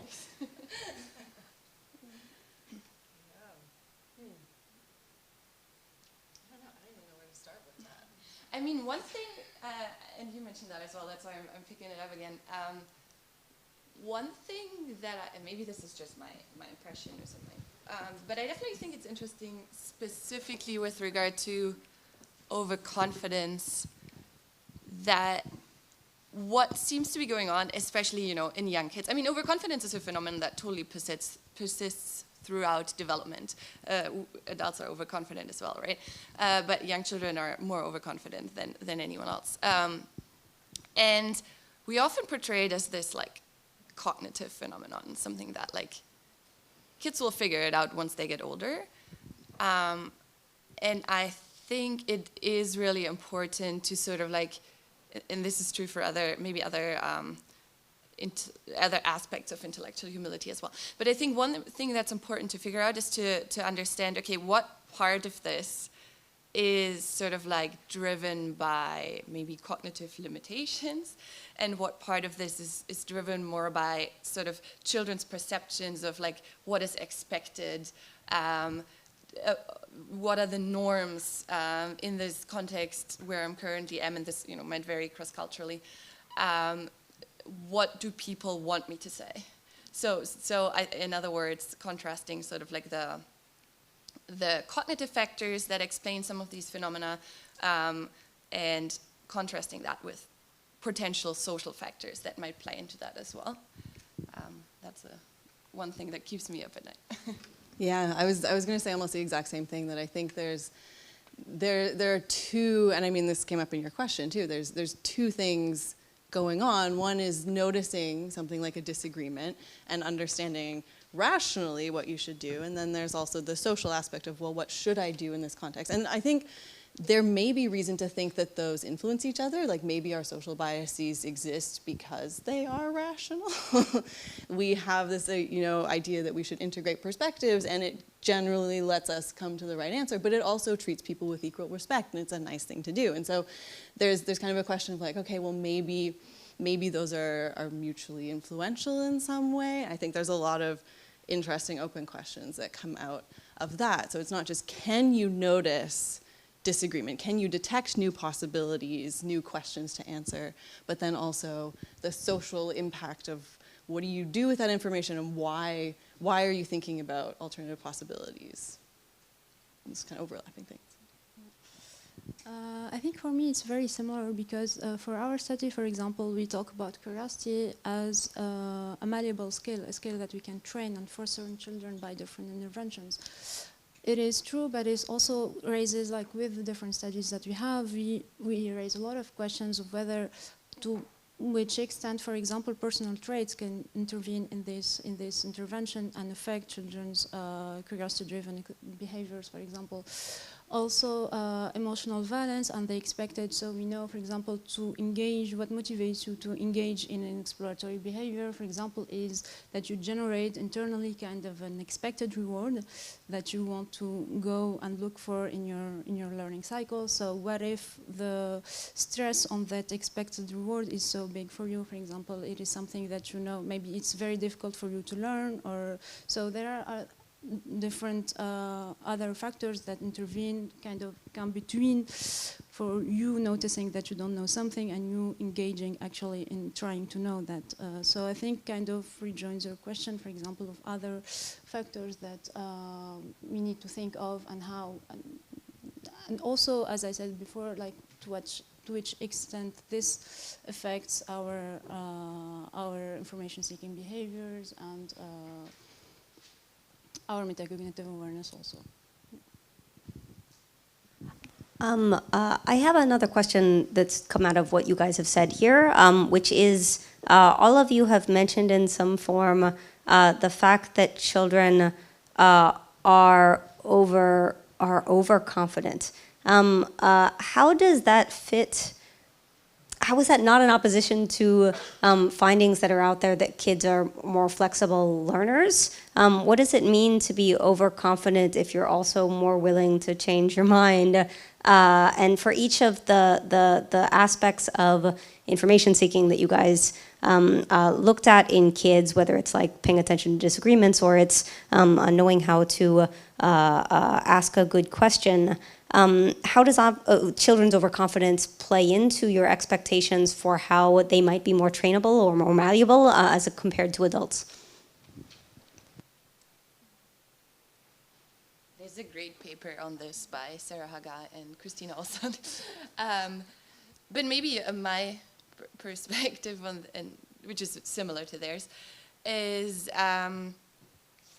one hypothesis that I've tried to convince you guys of is then maybe kids are really overconfident, sort of like going into many situations, which a lot of other people have also called very adaptive, right? It's kids don't know a lot really effectively, and it's sort of healthy if first off they're pretty convinced and happy about the stuff that they already know. But then since kids are more flexible than adults, maybe experiences like disagreement with somebody else, specifically with someone that is maybe more experienced, older, whatever, has some sort of epistemic advantage. Maybe since they are so flexible, it's fine for kids to just like quickly switch and say, all right, I guess I didn't know as much as I thought, and here's an opportunity for me to learn some additional stuff, right? Through this other person, to gather some additional evidence, and I'll pick that up. I'll go with that, and then they are receptive to this new additional informational input. Yeah. Yes, I think very similar again. I think maybe kids are more sensible to feedback or disagreement, for example. So I would speculate that adults will think more about like the feedback they receive or when they are in situations of disagreement. when putting in fact, like their previous knowledge in context in order to kind of decide of the next steps or their behavior. So I would maybe naively say that children are more sensible in these kinds of situations to feedback and social disagreement. Yeah, I have lots of thoughts on this, so I'll keep this short. I think we have evidence of children being overconfident from a lot of measures where we're asking kids, like, are you sure about that? Or we're asking them in certain social contexts, and I think there are a lot of social pressures that come with that, understanding what it means to be sure, understanding, or being around an adult who maybe you want to impress. And there's a lot of things that could lead to overconfident behaviors, and a lot of the work that's been happening in the metacognition field is trying to reduce those. And the more we do that, the more we're finding, like, yeah, okay, we're not out like entirely overconfident the whole time. So I think there's that piece which could show that the thing that leads you to be overconfident could actually be slightly different from the thing that leads you to be willing to revise your beliefs. And so they can happen at the same time just because of measurement error in a way. So I think that's kind of another important piece, one that's already reflected in the literature. There's something different though, and maybe a little bit tangential, but that I've been thinking about a lot as well, which is that we often talk about overconfidence in terms of, like, I'm overconfident in my knowledge and capabilities as they already are, but there's also confidence in, like, my ability to learn in the future. And I think when we talk about confidence much more publicly, we talk about this, like, am I a confident person? Do I go out into the world thinking, like, great, I'm able to tackle projects, and I think that kind of overconfidence can actually, it's not necessarily overconfidence, it's kind of a thing that propels you to take chances and take risks, and that can actually be productive. It might not be the exact same thing that we're testing when we find overconfidence in kids, and like that might be an interesting thing to try and tease apart, but I think there can be times when overconfidence is actually beneficial in propelling you to learn. Yeah, this hadn't occurred to me until you guys were talking, but I think it's also the place that we're at and the expertise in the room. Adults have this bias to be self-consistent, and it's something that we have to fight against when we're looking at belief formation in like a psych study. Because if you ask an adult the same question twice, they wanna answer the same way, even if they would have otherwise maybe have changed their mind. Knowing what we know about theory of mind and kids having trouble keeping track of what they thought in the past, that being something that is a little bit fragile and maybe late developing. I wonder if that might be helpful for changing their minds. And I hadn't thought about like theory of mind abilities interacting with willingness to consider new information, but that seems like a fruitful path to think about walking down. I don't know if you guys have thoughts on that. That wasn't a question so much as a speculation, and I want to go sit and read situation. So we have a little bit of time left. Is there any other questions that you guys have either in general about the topics or specifically for the speakers? Oh, yeah. Hi, thanks for great talks, all of you. Building a little bit on your comment on whether it's disagreement or perhaps conversational turn-taking that is helpful, I was wondering if you had considered making the task about something that's not leading to a truth in the end. For example, finding out. So if there were, like you say, more open-ended concepts or abstract concepts that the kids were disagreeing on or conversing on, whether you would think differently about your potential findings? Not necessarily. Yeah, I mean, that's the tricky thing, I think, with any, whenever you're trying to study any sort of social interaction, it gets really tricky really quickly because they're so rich and there's so many different aspects of those social interactions that you could potentially manipulate. Here, I mean, one thing to note, and I know it was a little quick, so maybe it wasn't super clear, but in the study on overconfidence, for example, it didn't actually lead to a truth. So the only thing that we manipulated there was literally whether the Confederate said, I think what you think, or whether the Confederate said, no, I think the opposite of what you think. And even though there were just 2 alternatives on the table here, so it was a blue Torus Blickitz or a square Torus Blickitz or whatever,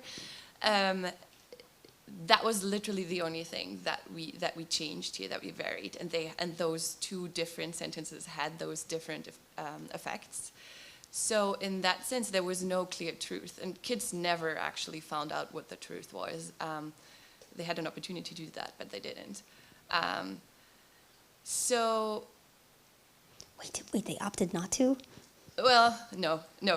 It's more, no, they were super curious, of course. Yeah. They wanted to know the truth. Sorry, that was confusing. They were very, very excited about the truth. But we sort of, it's funny, when we originally designed the study, we were like, okay, and then the study is over. But of course, kids kept on coming up to me and bragging me about which toys are Blickitz, which toys do make the machine go. So I had to sort of add a little bit of an end there and like actually resolve it, because I don't know what we were thinking. No, they were very excited. But yeah, maybe to sum this up, I totally agree that like and I'm excited to try and do that more. So like I think having a bit of a richer disagreement, maybe not one where the truth isn't clear, but there are disagreements about facts, there are disagreements about opinions, there are just so many different options, and I do want to play around with that more, and I totally think that would change how kids respond to them. And I also think it would change sort of what we define as a reasonable or a rational response, right? It depends on sort of the type of disagreement, what we think is the right way to do. So, yeah. I mean, the reason I was asking was a little bit because of the broader framework onto humility. So, in my head, then I thought maybe truth is not the end point of this interaction. So that's why it could be interesting. Yeah, cool. No, I totally think that's a great point. Yeah. Thank you. Did you guys have something you wanted to add, or any last questions? This has been so fun. Thank you guys so much for. Oh, I didn't leave a pause for people to ask questions. I think we're done. Thank you guys so much for your talks. The official coffee break doesn't start until 10:15, but this gives you 6 minutes to stretch your legs or chit chat with each other. Use the bathroom, and then we come back here at 10:45 for part 2. So thank you guys so much, and we'll see you then. Okay, I guess we'll go ahead and get started then. So my name is Orticio. I am a 3rd-year PhD student at UC Berkeley, and today I'll be presenting some work that I did with Martin Meyer and Celeste Kidd. And we'll show you how children increase their evidentiary standards in more unreliable informational environments. So, a shared goal that I think a lot of us have in this room is to understand how to help children discover truth in the world. So how can we lead kids to develop the best and most efficient strategies for soaking up the true things and dismissing the false things? So, to do that, I think it's important to recognize that these strategies need to be tailored to the child's context, their current informational environment. No single strategy will be universally adaptive. So for example, we probably don't want kids to be completely uncritically accepting of everything they see or hear on YouTube. There it's hopefully important to be skeptical and discerning, but at the same time, critically examining every new piece of information that you encounter comes with a certain opportunity cost, because then you're not able to explore more broadly in your environment. And we can see how a policy where you're too critical about every piece of information could even be detrimental in other contexts, like even some classroom contexts. So for example, a student who is hyperfixated on the exceptions to every rule may be slower to learn core concepts. So what we would hope for a rational learner is for them to have the ability to adapt their learning strategies appropriately to the environment that they're learning from. So in 2 studies, we wanted to test that ability. So in study 1, we first asked whether children exhibit stronger standards of evidence for novel claims in an environment that contained misinformation. So here's the basic structure of the study. The exposure phase is what they started off with. Children judged known facts about animals in order to establish the reliability of this informational environment that they were in. And this was there were 2 between subjects conditions. one fully reliable condition where all of the facts were true, but there was an unreliable condition where some of the facts were false as well. And so then in the test phase, they were tasked with judging a novel claim about this new alien species called Zorbies, and they were able to continuously sample different evidence about that claim before they decided whether that was true or false. So the basic question is, does the reliability of the information that you've encountered in the beginning and the exposure phase, does that affect your standards of evidence, how much evidence you want to see before you're willing to accept this new claim about something that you've never learned about before? So now I'll go through a little bit more detail of what the study looked like. This is the exposure phase. We had 4 to 6-year-old children, and they were listening to these statements about animals, and then they tapped a button to indicate whether that statement was right or wrong. The between subjects manipulation was as follows. So in the reliable condition, all of the statements were true, like this one here. There are many different animals in the jungle. By contrast, in the unreliable condition, 4 of the 12 statements were clearly false, like zebras have red and green stripes. And children really had no problem accurately categorizing these statements as true or false in this study. So then, after rating those 12 statements, they moved on to the test phase, where children had to judge a new claim about this novel alien species. So the claim was, all Zorbies have exactly 3 eyes under their glasses. And we explained to them that they could tap on any of the Zorbies on the screen in order to remove their glasses and essentially test that claim, see how many eyes they have. So each of the 20 Zorbies on the screen could provide more evidence bearing on this claim that they were judging. And so each time they tapped a Zorpie, children could see the eyes and then had to choose to either accept the statement as true, reject the statement as false, or check another Zorpie first before they made their final decision. So they could check anywhere from just the first Zorpie all the way to all 20 on the screen. And in actuality, all of the Zorpies were identical, so they only received positive evidence that supported the claim. All of them had 3 eyes. And so with this kind of sampling task, we're able to get a continuous measure of essentially what children's skepticism is toward this new information as a function of the quality of the information that they had seen in the past in a known domain. So we're essentially seeing how much evidence they feel they need this claim to have before they'll go ahead and believe it, even though this is a claim about all Zorbies. So now let's jump into the results. So on the x-axis, we're going to have our 2 conditions, and on the y-axis, we're seeing how many of those Zorbies children checked before attesting that all Zorbies have exactly 3 eyes. So let's see. Starting with the reliable condition, where kids had only seen true information in the past, they generally didn't feel like they needed much evidence before they accepted the new statement. And this is sensible enough because they had no reason to distrust the source initially, and it's kind of taxing to check all 20 Zorpies when you're pretty confident that everything has been true so far. But our main question is what happens in the unreliable condition, where they saw a mix of true and false information. So does exposure to more misinformation, to more unreliable environments, make children increase their evidentiary standards for a novel claim in a new domain? And it seems like that is indeed the case. So in the more unreliable informational environment, children persisted longer and sought out more evidence before going ahead and verifying that novel claim. And a good number of kids even chose an exhaustive sampling strategy, so went ahead and checked every single one of the 20 Zorpies, even though the first 19 were completely identical. So that showed a pretty strong motivation to really verify this novel claim in that kind of environment. All right, so that leaves open a couple key questions that we sought to answer in study 2. So the first of these is we wanted to know whether children show a graded sensitivity to the reliability of their informational environment. Because in study 1, we only had 2 conditions. It could be the case that children are only able to make binary assessments of any given environment as reliable or unreliable.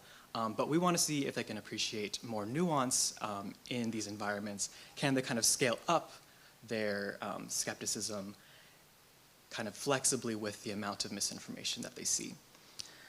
And then we have a second question, which is, can children track the reliability of a complex environment consisting of many different sources? So in the first study, we packaged everything together as kind of a single ebook, which might be thought of as a single source. But we want to know if children can kind of adapt and generalize beyond a single source and get a broad sense of the quality of their broader environment, even if it's composed of many different sources, many different people. And so to address these two aims, in the exposure phase, we had 5 conditions of varying kind of qualities of environments, from 0% false statements, fully reliable, all the way up to 80% false. And then another change we made is that we presented the information in this simulated kind of search engine environment, which was to drive home the idea that these are all distinct sources, but unified in this broad environment. And we want to see if they can make generalizations about that environment. And the idea is we're using a search engine here, but it should be able to apply to other kinds of environments. So for example, judging the reliability of a social group based on interactions with a few members of that group. That's the idea. So just briefly, here's a taste of what that search engine environment looked like. Experimenters typed in a prompt like animal facts and got out these results. And to reinforce that idea that they're different sources, when they would listen to the facts, those would all be distinct voices on every trial. So some male, some female, etc. All right. Otherwise, the structure of the task is the same. So now let's see our results. We find that children's evidentiary standards scale up linearly with the amount of misinformation in their informational environment. So what you're looking at here on the x-axis, now we see the proportion of false statements in the exposure phase, going from 0, so totally reliable, all the way up to 80%. And then again, you're seeing the number of Zorpies they're sampling. And so we observe this significant linear relationship, suggesting that at the group level at least, children are flexibly increasing the amount of evidence they need for a new claim based on just how much misinformation they had seen, kind of a broad assessment of that fuller environment. And again, this is true even though this was in this kind of search engine environment composed of many distinct sources. So they're kind of unifying across. So just because only some of the speakers were saying false things, they were still able to account for that in a completely novel speaker when it came to the alien fact. All right, so to summarize the findings so far, basically we find that this suggests that children are capable of first maintaining an assessment of the quality of incoming information, even in a complex environment, but also they're able to make use of that assessment reasonably in order to guide future sampling behavior in a new domain. So, returning just briefly to the broader goal of this workshop, which is, what insights can help us to support children's discovery of truth in the world. For one, our work suggests that if we only expose children to completely sanitized and curated content, they may actually develop unwarranted priors to trust incoming information too liberally. And this suggests that intervening as early as possible, so maybe at kids' introductions to new sources of media, new sources of information, that might be a really potent time to intervene to help them retain their natural skepticism that they've kind of shown off in these studies. And then a second point is children may know a claim requires evidence, but they might not know exactly where to find it. So these studies showed that children can kind of adjust their skepticism flexibly according to the quality of their environment, but they were able to show that competency because in our task, we created the entire space of evidence that they would need to sample in order to verify that claim. And so the idea is, it may be that children do have the ability to have this healthy level of skepticism, they can adapt that, but what their trouble might be is in identifying where to look for evidence for a claim, or understanding what constitutes good evidence. And so these are issues that are more complex and may be an important locus of intervention in the future. So with that, I'd like to thank my co-authors and the RAs and funding sources that made this work possible. Thanks.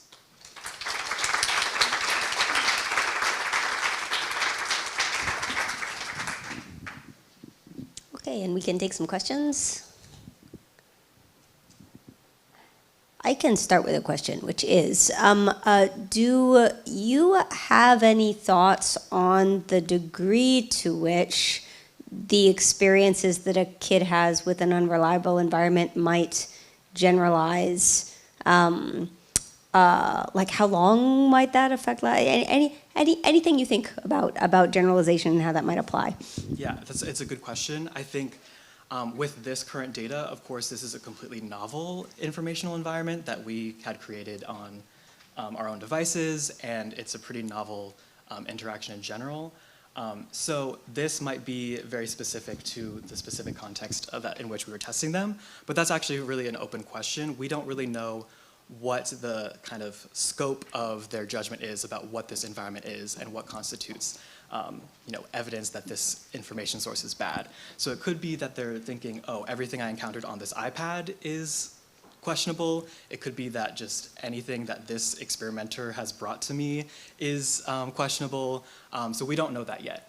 But I would say probably things don't generalize too broadly because kids are going to bring different priors to every kind of different source and environment that they're in, which means that intervening on one environment may not generalize, and we have to think about ways to tap into more general capacities, because I think that might be hard to do. Yeah, there's some cases in which maybe you wouldn't call them expectations. An early set of experiences sets something up that you carry with you throughout your whole life. So, for example, like a bear in a food-scarce environment goes through puberty earlier, adopts a different mating strategy. Once you go through puberty, there's no going back, even if now you're in a food-rich environment.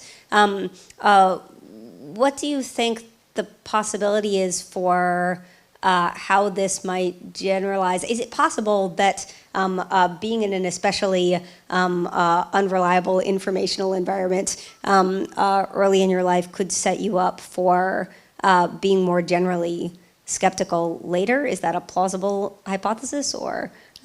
I think definitely so. I would say, because the reverse of that is that, if you start off, if the first interactions you have with media or an iPad or whatever is only in these really like sanitized educational contexts, then you're kind of building from your very first experiences like, oh, this is like really high trustworthy information, and you can kind of form that prior and form that habit. And that may generalize to other kinds of media. I think like in terms of like where the scope of generalization is, it would make sense that like all kinds of digital media are kind of in the same vein that might have some like shared priors compared to like direct social interactions or even like TV versus like anything that you can touch yourself. Right. And like you were saying, yeah, I agree that early experiences with more complex things where you really have to investigate right away whether you think something is true or false, that might give kids more experience with that just more skeptical framework that could help them capitalize on these existing capacities and build them up. Interesting. Other questions? Yeah.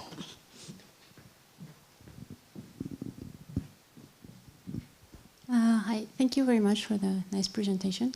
I just have one question about whether you have thought about maybe seeing the relationship between children choosing how many characters to reveal and their reports during the first phase, whether they thought the information was true or false.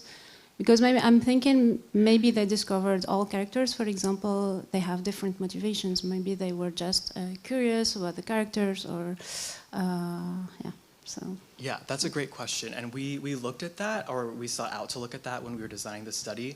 I think we were limited in our ability to test that because accuracy rates in judging whether things were true or false were so high. So if we used kind of harder materials, then we could see like, oh, are the kids that are really succeeding at like judging all of these things as false, are they going to be more skeptical than some kids who like let some information slip by? That's something that we definitely want to look at in the future if we do this kind of paradigm. But because there's so little variability in people's accuracy, it's kind of hard to tease those apart. But I think you're right on the money that probably, the subjective sense of how reliable something is based on your own judgments should be the driving factor and not whatever objective reality we're trying to construct. Cool. Okay, so I think we should move on to the next speaker. So if you would like to get set up, then we'll move on from there. Thanks so much, Evan.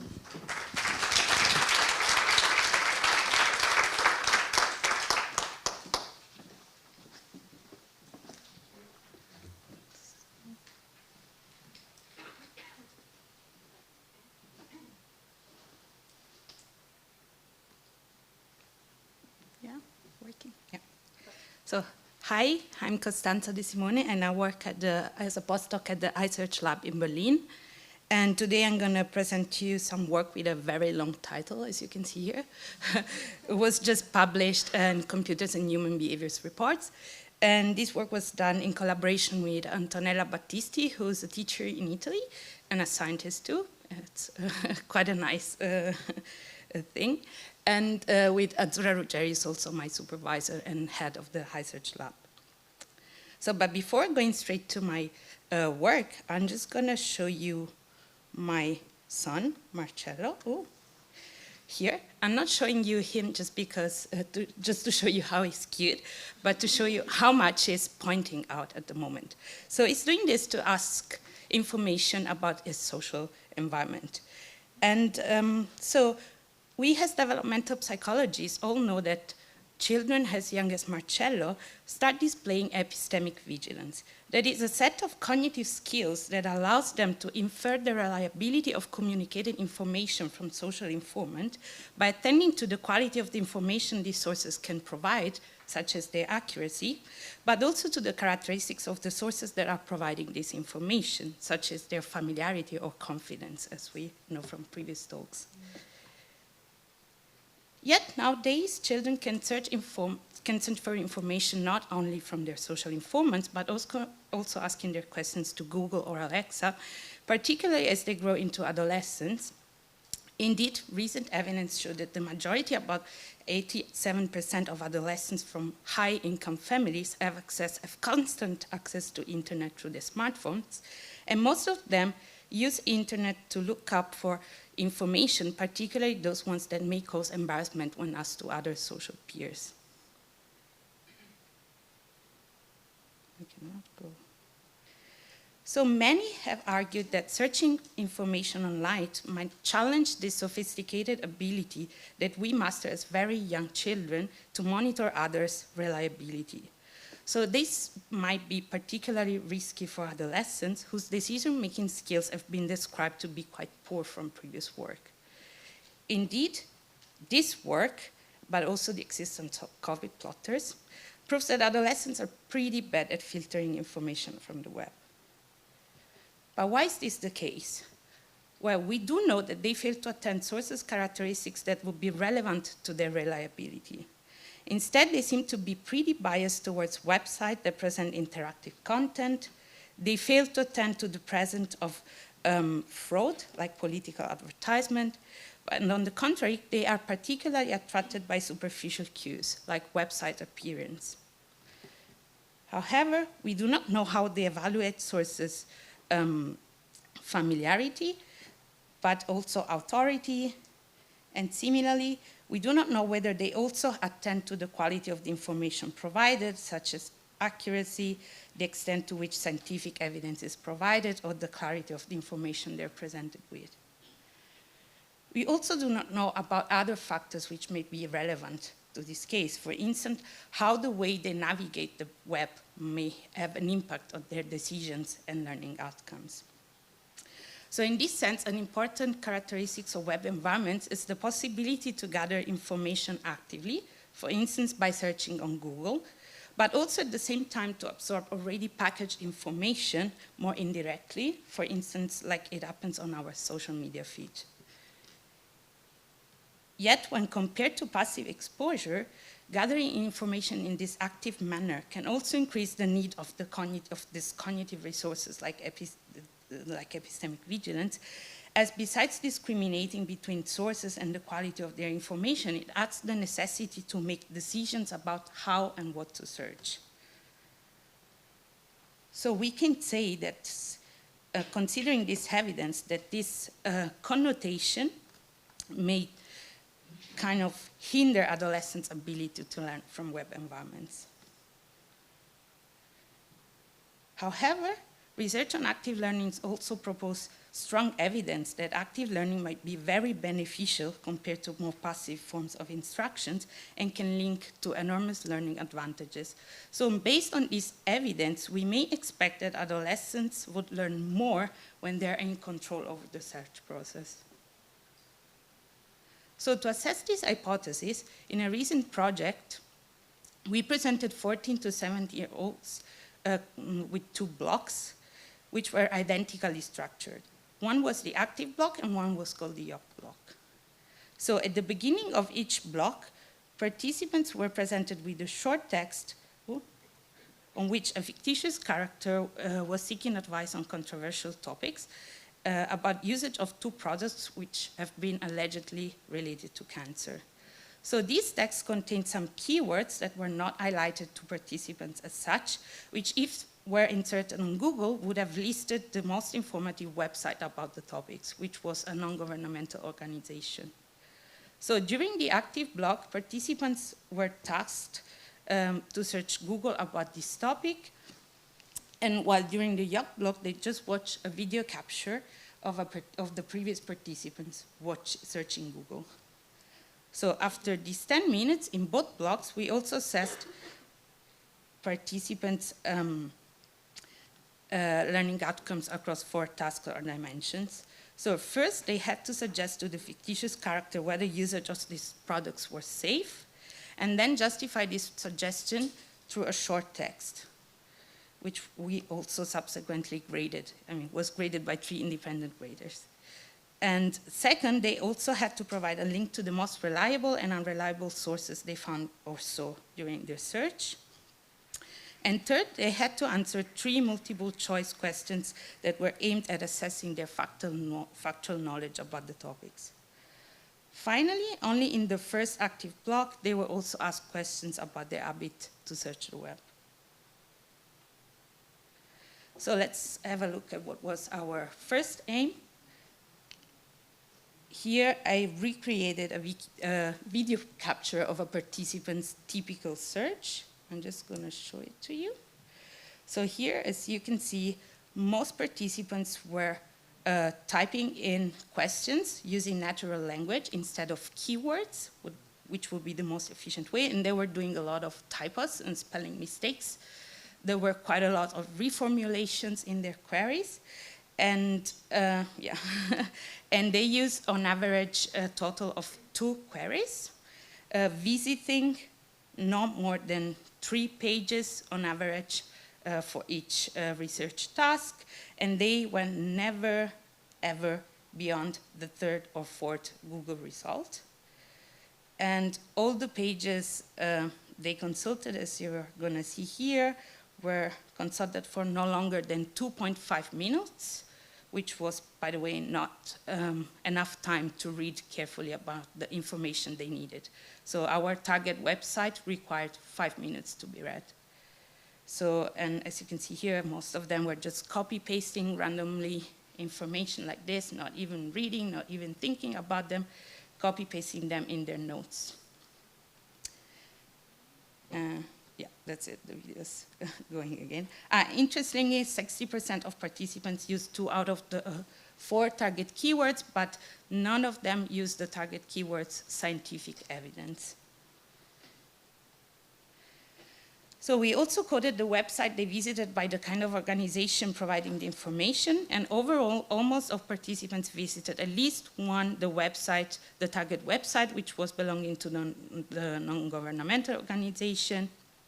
And 65%, which is a kind of a troubling data, consulted the Nivea website to know about the relation between aluminum and deodorants.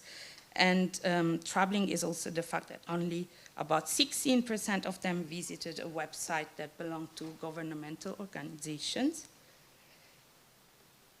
Somehow, yeah, it's reassuring to see that when they were asked which sources encountered during the search were the most reliable, almost 17% of them provided a link to the NGO, but not to the Nivea website. So they were consulting the website, but they didn't deem the website as being a reliable source of information. So this trend was not the same when they were asked about the criteria underlying the inferences about unreliability. So they didn't have a clear intuition about that. We observed a similar pattern when participants were asked why they thought so. So the majority of them associated reliability to clarity and scientific evidence, and to a lesser extent for the opposite reason they deem websites unreliable. So now we can have a look at what was our main aim, which was which factors contributed to their learning efficiency, particularly active versus yoke navigation. So here you see the overview of the learning outcomes I mentioned before, divided by condition. You can see in the first chart that when they were actively researching on Google, participants gave on average, which you see depicted on the black point, a higher and significant proportion of correct answers than compared when they were in the yoke condition. On the contrary, in the active blocks, the quality of their average justification ratings was significantly lower. And likewise, more participants in the yoke conditions provided a link to a website that provided at least 2 out of the 3 information useful to be fully prepared about the topic. Yet we found no real difference in participants' suggestion to the fictitious character. We also looked at other factors which may have contributed to participants' efficiency in our task. For instance, previous knowledge, not very surprisingly, helped participants increasing their performance. While a little more disappointing, and in contrast with previous research, was to find out that not too many aspects related to their search efficiency predicted their performance. And maybe more interesting, we found that the frequency with which participants declared to perform school-related assignments had a positive impact on their learning, on their justification ratings, which might have an interesting educational implication, which we might discuss later. And finally, it is also worth mentioning that there are also other factors that we didn't consider in this task, which may obviously have an impact on such learning outcomes. For instance, their cognitive skills, generally cognitive skills, metacognitive reasoning, but also academic performance, socioeconomic status, and general access to digital devices, but also some individual differences that might be assessed through longitudinal designs. We don't have this data right now. We don't know so much about these things. And so it would be interesting to assess such possibilities in the future. And so just to give you a hint about what are we doing right now. So we are basically transferring this project in the social media environment. We are collaborating for this in a great joint venture made with the TUM University, Technical University Munich. We are part of the Reboot Social Media Lab, which is, as I told you, a joint venture between labs from different backgrounds like politics, social sciences, educational scientists, which have the common goal of coming up with possible ways to find and use social media for a good common cause. And in this project, we are going to target younger children as well, beyond adolescents. And particularly, we are going to assess some different contributing factors related to the information quality, like its format, evidence, and clarity, but also about the author's characteristics, like popularity and familiarity, have an impact on different learning outcomes, which may happen on social web environments. For example, how younger children would evaluate the reputation of information sources, how they evaluate the relevance, informativeness, and accuracy of the information provided, and how much they would be willing to reshare and comment on posts, and how much they would learn, and which decision they would make with variations in with these contributing factors. Yeah, this was it. Thank you so much for your attention.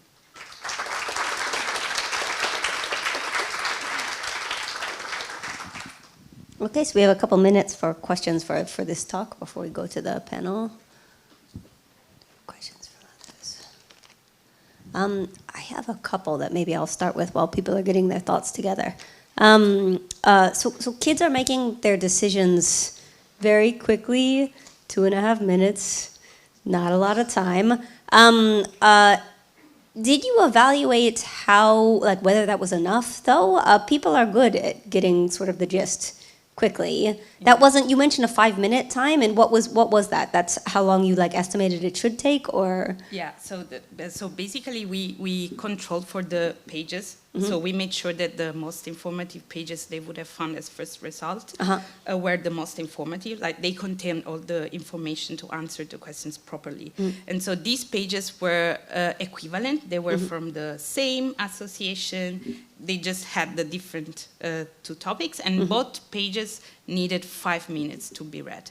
Basically, it's not something that we timed out. It's just basically was offered from the website, like it was reading time 5 minutes. So that's like from top to bottom, though? From top to bottom, but it was a short. It's like it didn't contain more information than what they needed. It was like kind of packed in there, and we may assume that kids may need even longer actually to read it. I think the estimation they make on the website is based on adults, which are probably quicker reader. Yeah. Interesting.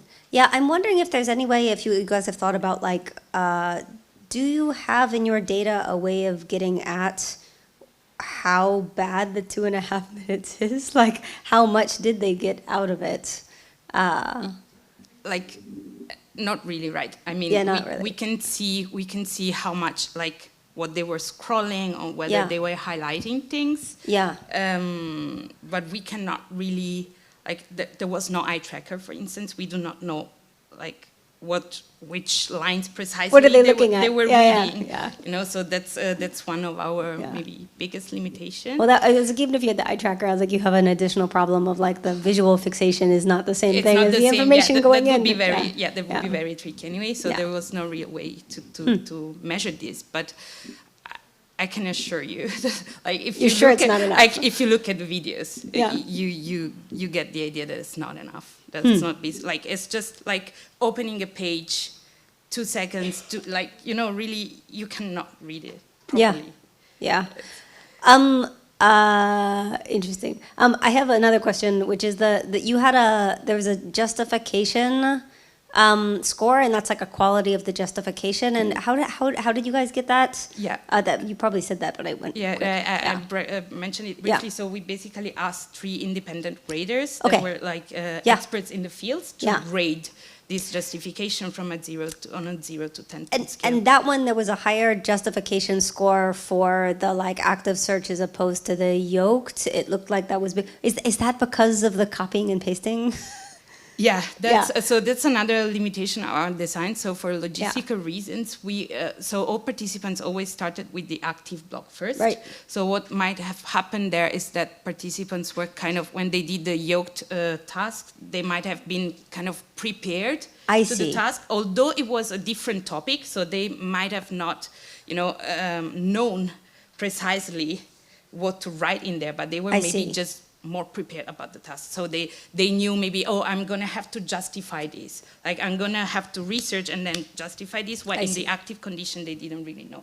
It was kind of a surprise. They did the research and then they were asked to justify their decision. So it was maybe they were expecting it, and this is why they were better in the yoke condition in that specific task. Oh, the justification was better in the yoked. I thought I remembered it the wrong way. No, could you go back to the plus? Sorry, I didn't get it in my head right. I see. The justification was better in the yoked. Because here. I see. So it's not I was thinking it's not the copying and pasting, but maybe it's because they had a practice effect. But we also thought they might have do a lot of copy paste. Although even if they did copy paste, the topics were different, right? Because in the active they were searching about one topic. It was aluminium and cancer, and the other one about water. So they couldn't have predicted the exact information, just the kind of task they were asked to perform. Okay. Cool. Very interesting. Other questions about this talk specifically? Yeah. I'll walk up there. This is very cool. We have the panel after this, so I was like, we'll spend a few minutes on the specific questions for this. Thank you. So I also have a follow-up on this 2.5 minutes. So you said that the kids had a 15 minutes total for did they know it in advance? No. No. So they knew they had 10 minutes to search. Right. Yeah, but they knew they had 10 minutes to search. So I'm wondering, like, is this 2.5 minutes per page behavior kind of, do you think it would generalize out of this time constraint setting? Do they just would you be willing to speculate that they would in general search hectically very quickly, or did they do it in these tasks because of the time constraint? Yeah, that's a great question. So basically, from previous literature, we know that adolescents particularly are quite quick when performing such tasks. I mean, it's not the first time I see this result, and it's very common that they are very superficial while reading information. It has been found before. So it might be due to time constraints. It might be cool to maybe give them more time, but I would expect a similar result. Oh, yeah, follow up. Yeah, and another follow-up. So did people look at it with topics in which actually kids are more interested in? Would it be the same? Because I imagine like something, I don't know, water and nitrates, whatever, yeah. But... I don't, that's a very good point. We don't really know. I think this has not been done before, but of course I think it plays a very, very big role if you let them choose the topics they want to search about, of course, yes.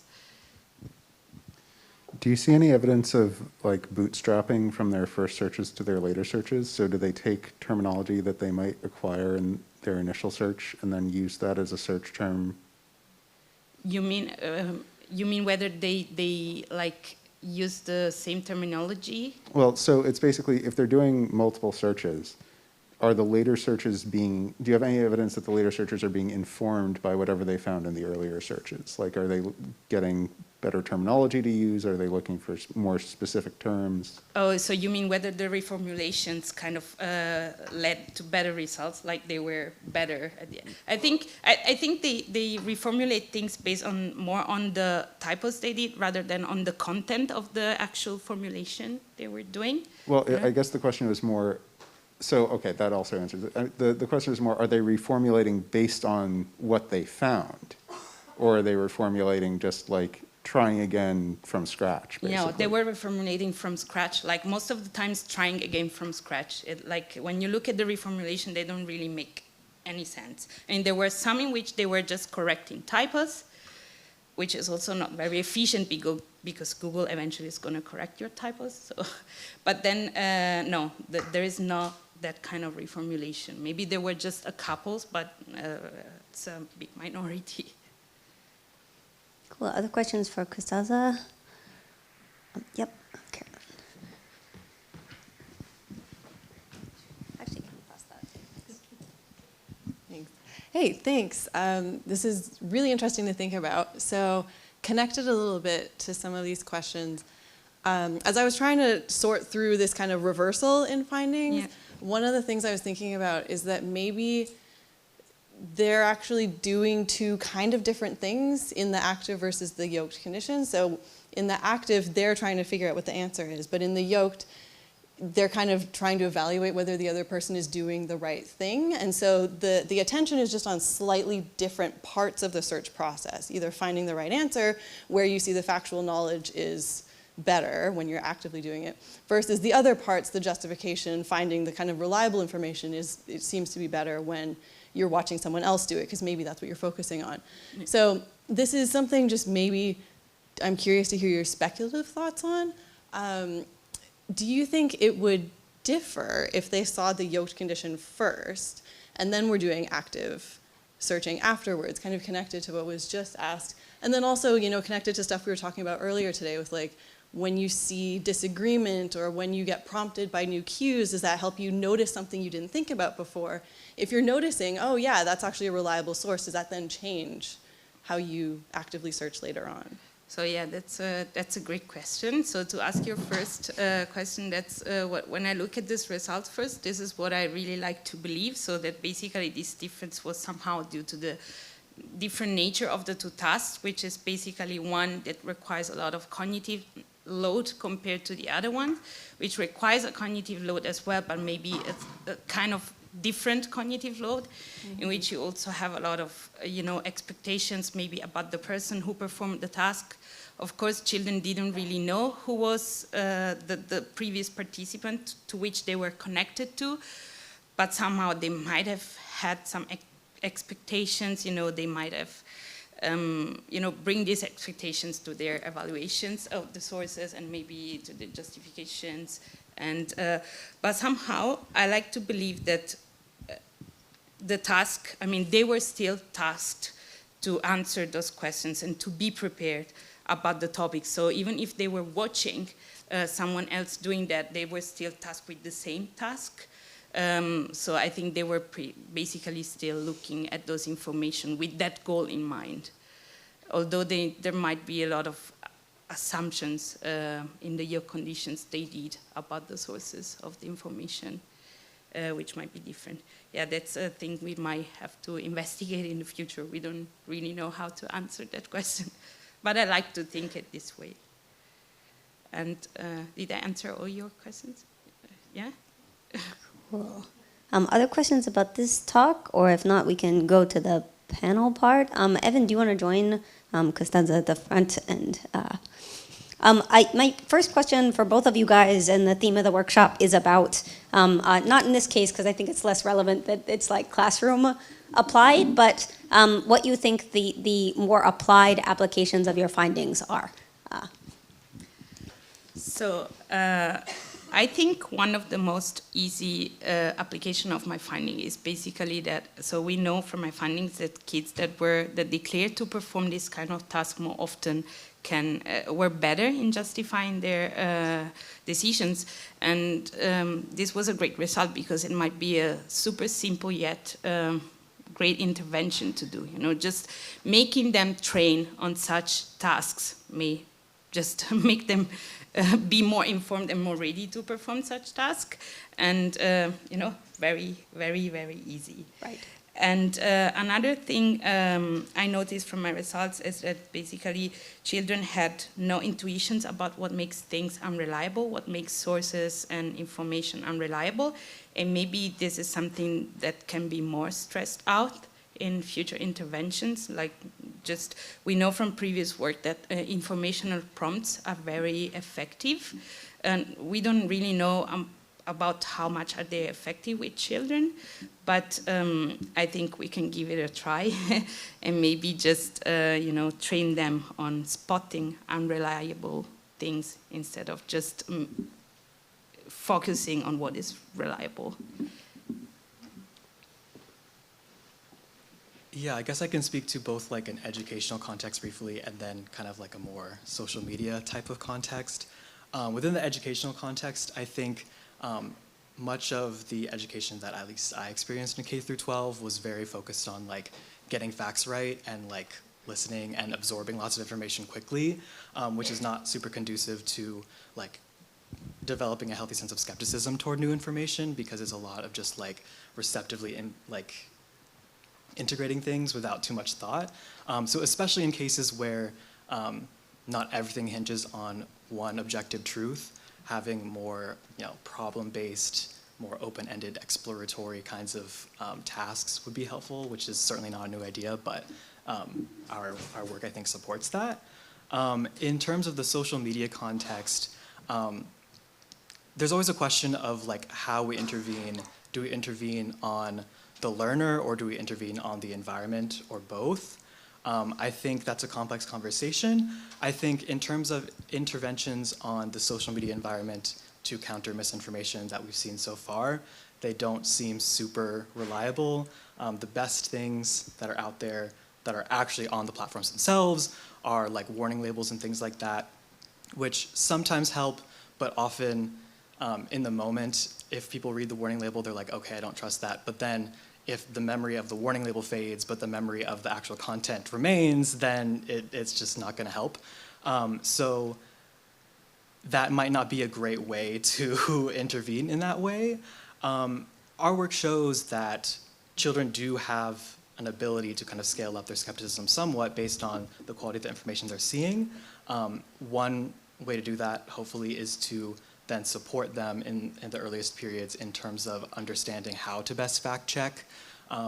But in terms of things we can do on the environment level, I don't think it's tractable, I don't think it's scalable to be able to completely sanitize the information that people are going to see. It usually requires like experts, and that's just really slow, and that also tends to favor English language content, and other languages will get less attention from these big social media platforms. But we need to understand also like how social media differs in terms of the kinds of information it offers to people in such a quick moment. So in like before the past decade or two, usually you're getting information from like one person at a time or one book at a time. In social media, you can get these cues that like, oh, 10,000 people liked this, and we should be able to like learn about what that means in terms of how people internalize these messages and how much weight they put on those kinds of cues. I think that'd be a first step in like understanding how to change these environments in a way that helps people avoid misinformation. So you brought up two things that I want to follow up on. One of them is you mentioned, you were thinking of the Elizabeth Loftus paper where warnings, people remember that they saw a warning and that something was false, but they don't remember which thing. Is that the finding? Yeah, that's I mean, and there's, I think it's also true that like findings directly looking at the effectiveness of warning labels, I don't think there's evidence that those things last, and there can be like lots of memory issues with how that all works and is consolidated in the end. So. Right. And then the second thing that you brought up, so can you say a little bit more? I know you have other work that's on the like social factors that influence belief adoption, but this wasn't in this talk. Could you say a little bit more about that? Because it seems especially relevant for bridging this part of the workshop with the first part of the workshop in terms of using other people's information. Sure, yeah. So we have work showing that people kind of integrate this perception of how common a belief is into their own beliefs, even without seeing any direct evidence for that claim. So we did a study looking at like real-world conspiratorial and like pseudoscientific beliefs, and then we'd show people on half the trials, we'd ask them, how prevalent do you think this belief is in the general population?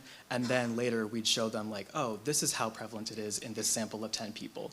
Either we supported their initial perception of how common the belief was, or we made it seem as if it's about 40% more common than they thought it was. And when they got that cue, many, like basically all the participants, at least on some trials, would update their belief in the direction of this social cue, even though they had seen no evidence, no information related to the fact, just the fact that 7 out of the 10 people we surveyed said this to be true. So that can be a big cue. We only used 10 people as a sample in that cue, but if you think about real-world environments where you can have hundreds, if not thousands, of likes and retweets, that could be a pretty strong signal that this is a common belief and therefore may be worth consideration, even if that's not actually the objective truth. So the belief that other people commonly hold a belief makes you more likely to adopt the belief. Yes. Yeah, and that could be a possible source of intervention on things. Cool. Yeah. So I'm interested, Costanza, in hearing your take on to what degree the solutions should involve interventions at the level of the environment as opposed to the individual. Yeah. Well, I guess a combination wouldn't hurt. Or maybe the individual, like, of course we have to, we as psychologists or people working in educational settings or computer science, whatever, we have to explore both, right? I think they're both equally important, and there must be a combination of both. I just want to add something that maybe I forgot to mention before, which is particularly relevant for educational settings and possible interventions. So we collaborate a lot with people from the educational faculty in Munich, and it's something that we did before COVID started, is that we started looking at the material that teachers dispose of, to integrate this teachings, to integrate these aspects in their teachings, because there is material out there that is actually being implemented in most of the European countries. For instance, in Germany, there is a lot of work from the European Union in particular about this. So they're trying to implement this in educational policies more and more. And if we started looking with Ben Opitz, which is a colleague of us who's a teacher, we started looking at the actual books that teachers use in their school settings, and there is a lot about this. So in books you actually see homeworks that kids can do about how to spot misinformation, about how to search information. You know, there were pages like teaching them how to search on Google, how to refine their searches. So there is material up there. So we started wondering, I mean, why is this so? There is material, is it out there? Is no one using it? And so research tells us basically that no one is using it. No one is using it properly, because one of the problems is that teachers are not really trained to do so. So there is the material, but they're not trained. Right. So what we started doing is a training for teachers. And unfortunately, then COVID happened. We had to stop this. But I think this is a very interesting direction to look at. So to intervene on policies, education policy, and on the information and on the individuals altogether. So you have great optimism for media literacy, but a particular aspect of media literacy that you see as lacking, which is training people to deliver media literacy training. Yes. Oh, this seems to be a big part of the problem, at least when it comes to Germany. So I cannot speak for the whole world, but there are large-scale studies also that were looking at this, and non-teacher, very few schools implement this. Cool. Questions from the...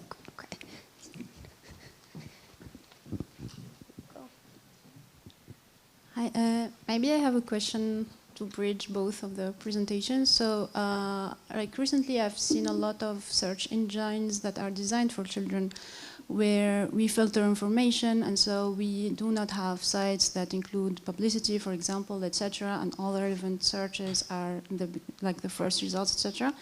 Do you maybe think this is an efficient strategy, or we are just like not preparing children to be like efficient in the real world when they have to discriminate truth and false information?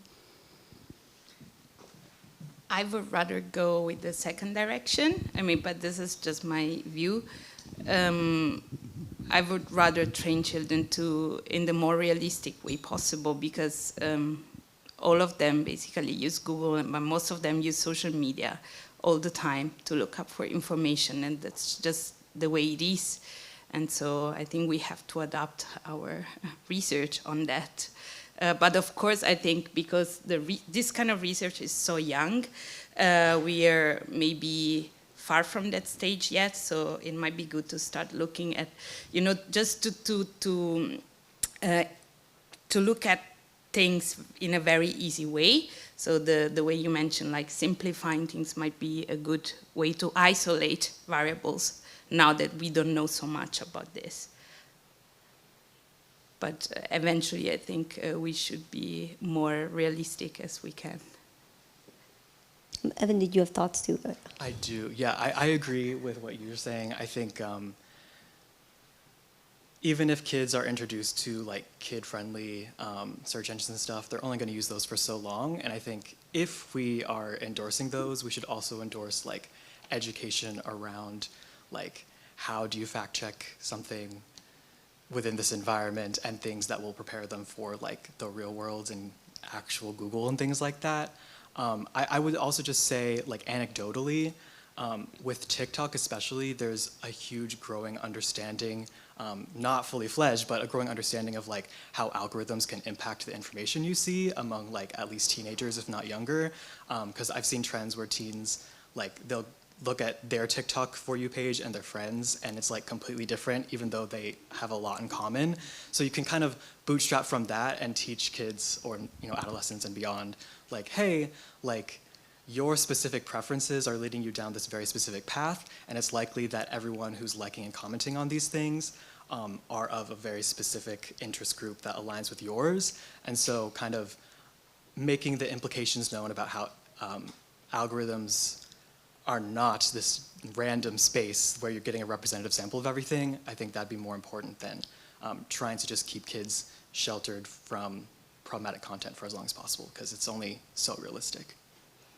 There's an interesting implication of your question about sanitized environments when you consider that a lot of the efforts to create sanitized, kid-friendly environments, I'm trying to think if I can think of one that didn't have a problem. They usually were not as sanitized as they had been intended to be. And a kid who encounters, some bad information in light of your talk, Evan, it's like, would you expect, is it right that would be like extra bad? They're like not prepared for it. They're more likely to accept it if it's mixed in among cleaned, sanitized content. Agreed, and especially with that additional cue of like one of your biggest like expert opinions, which is your parents endorsing this search engine and being like, oh, this one is safe and you should focus on this one, that can even further bolster their confidence in everything they encounter in that environment, which, like we said, is dangerous because it's really hard to scrape everything problematic off of any sort of source that contains more than like one page. Right, yeah. Other questions for the panel? Yep.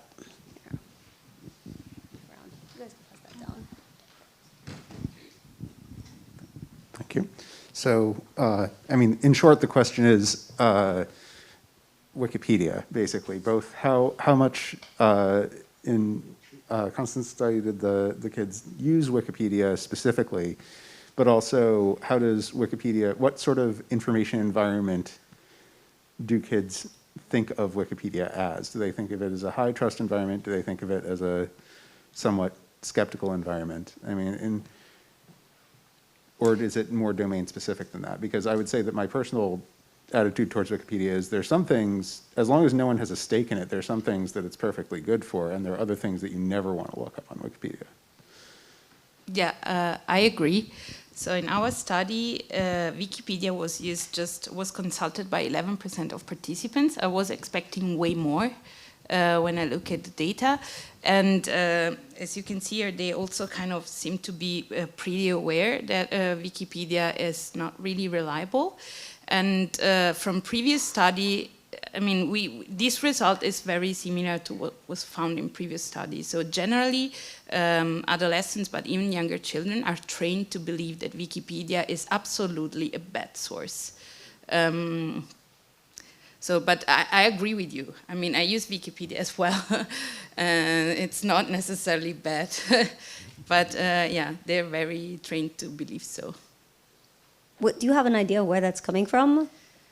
I don't know. I guess because, when Wikipedia started, it was way more not as mainstream as it is today. Maybe there were not so many expert people working on it, and it was, I think, me too, basically. I'm a millennial.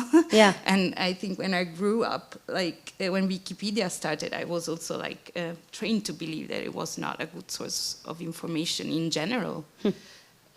Just because it's made from other people and it's more of them. It's more than it's just a contribution that might be anonymous. So just because of that. Yeah, interesting. It's interesting, but these are younger kids that it sounds like, are still getting that kind of messaging. Yes. Even though what didn't exist when you were growing up, but does exist now, is the objective papers looking at the rate of errors in Wikipedia versus traditional encyclopedias, and last I checked in, they were comparable. For most things, of course, it depends. I like the caveat unless somebody has a stake in it, in which case you get all sorts of funny things. But yeah, cool. Other question? Yeah.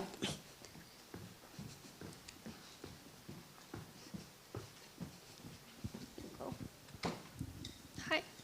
Kind of in relation to that, you both were talking about intuition, and I was thinking about this intuition on the internet, such as are scammers, are the Nigerian prince, and it's kind of easy to see that that's a scam, but the scammers are getting smarter and smarter, and the right pages to look at is getting harder and harder to find and to identify. Do you think that kids and teenagers will have a better intuition for the new kind of scamming and the new kind of bad web pages? Let's say if the teachers are not taught how to do it, or do you think that they are worse off or would have the same intuition as other people who are scammed? So I think paradoxically, maybe kids are more aware of such scams compared to other kind of generations, like my mom, you know, like boomers. Or like, I think my 8-year-old nephew would be better at identifying unreliable sources and scams compared to my mom, for instance. Still not compare maybe to an adult, but yeah. But generally, yeah, I agree with you. It's gonna become harder and harder. And this is also why we really have to figure out a way on how to help them doing so. Maybe. Yeah, I mean, I don't have a strong intuition about whether children or adults are better. I mean, they're going to be better in different domains. Definitely, like anything email-based, I feel like children and young adults are pretty aware of in terms of the risks.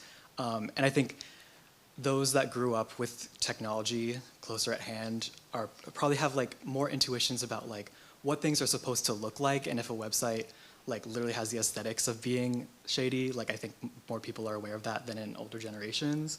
I think younger people more than older people are susceptible to like influencer culture way more. And so if any like cause can get a famous person to like herald it, I think that's where a lot of young people will kind of lose their skeptical glasses. But there are at least some countries that like legally require any like paid ad to be tagged as an ad. So there are like some ways that certain kinds of things can be like looked at. But I think it's a separate question whether anyone actually discounts anything because it's tagged as an ad. I don't know if we know that about like adolescents yet. Do you guys have thoughts on how things like GPT chat, like the things that almost certainly like our students this semester are going to be using to write their papers, like that will be much more on the next generation's radar as a thing. I know that this requires you to speculate, and I'm asking you to speculate. I was like, do you have ideas about how this might interact with kids' ability to discern good information from bad online?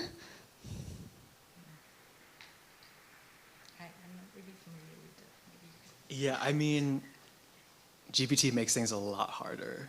Yeah. I don't think, I mean, often it's hard for like scientists to distinguish between GPT's outputs and like human created outputs unless you're like checking boundary conditions. So that is a huge concern. I realize I should maybe add that. So meaning like large-scale language models that are capable of generating text that is, as Evan said, like indistinguishable functionally from, or maybe not just functionally entirely, from human-generated text. Yeah, so it's going to be easier to make a lot of content on the internet that, yeah, isn't checked by anyone. So cool. Any other questions from people for the panel? So the panel is the last part of our formal programming. We have time left, and what we were thinking we wanted to do is we have about a little over a half an hour.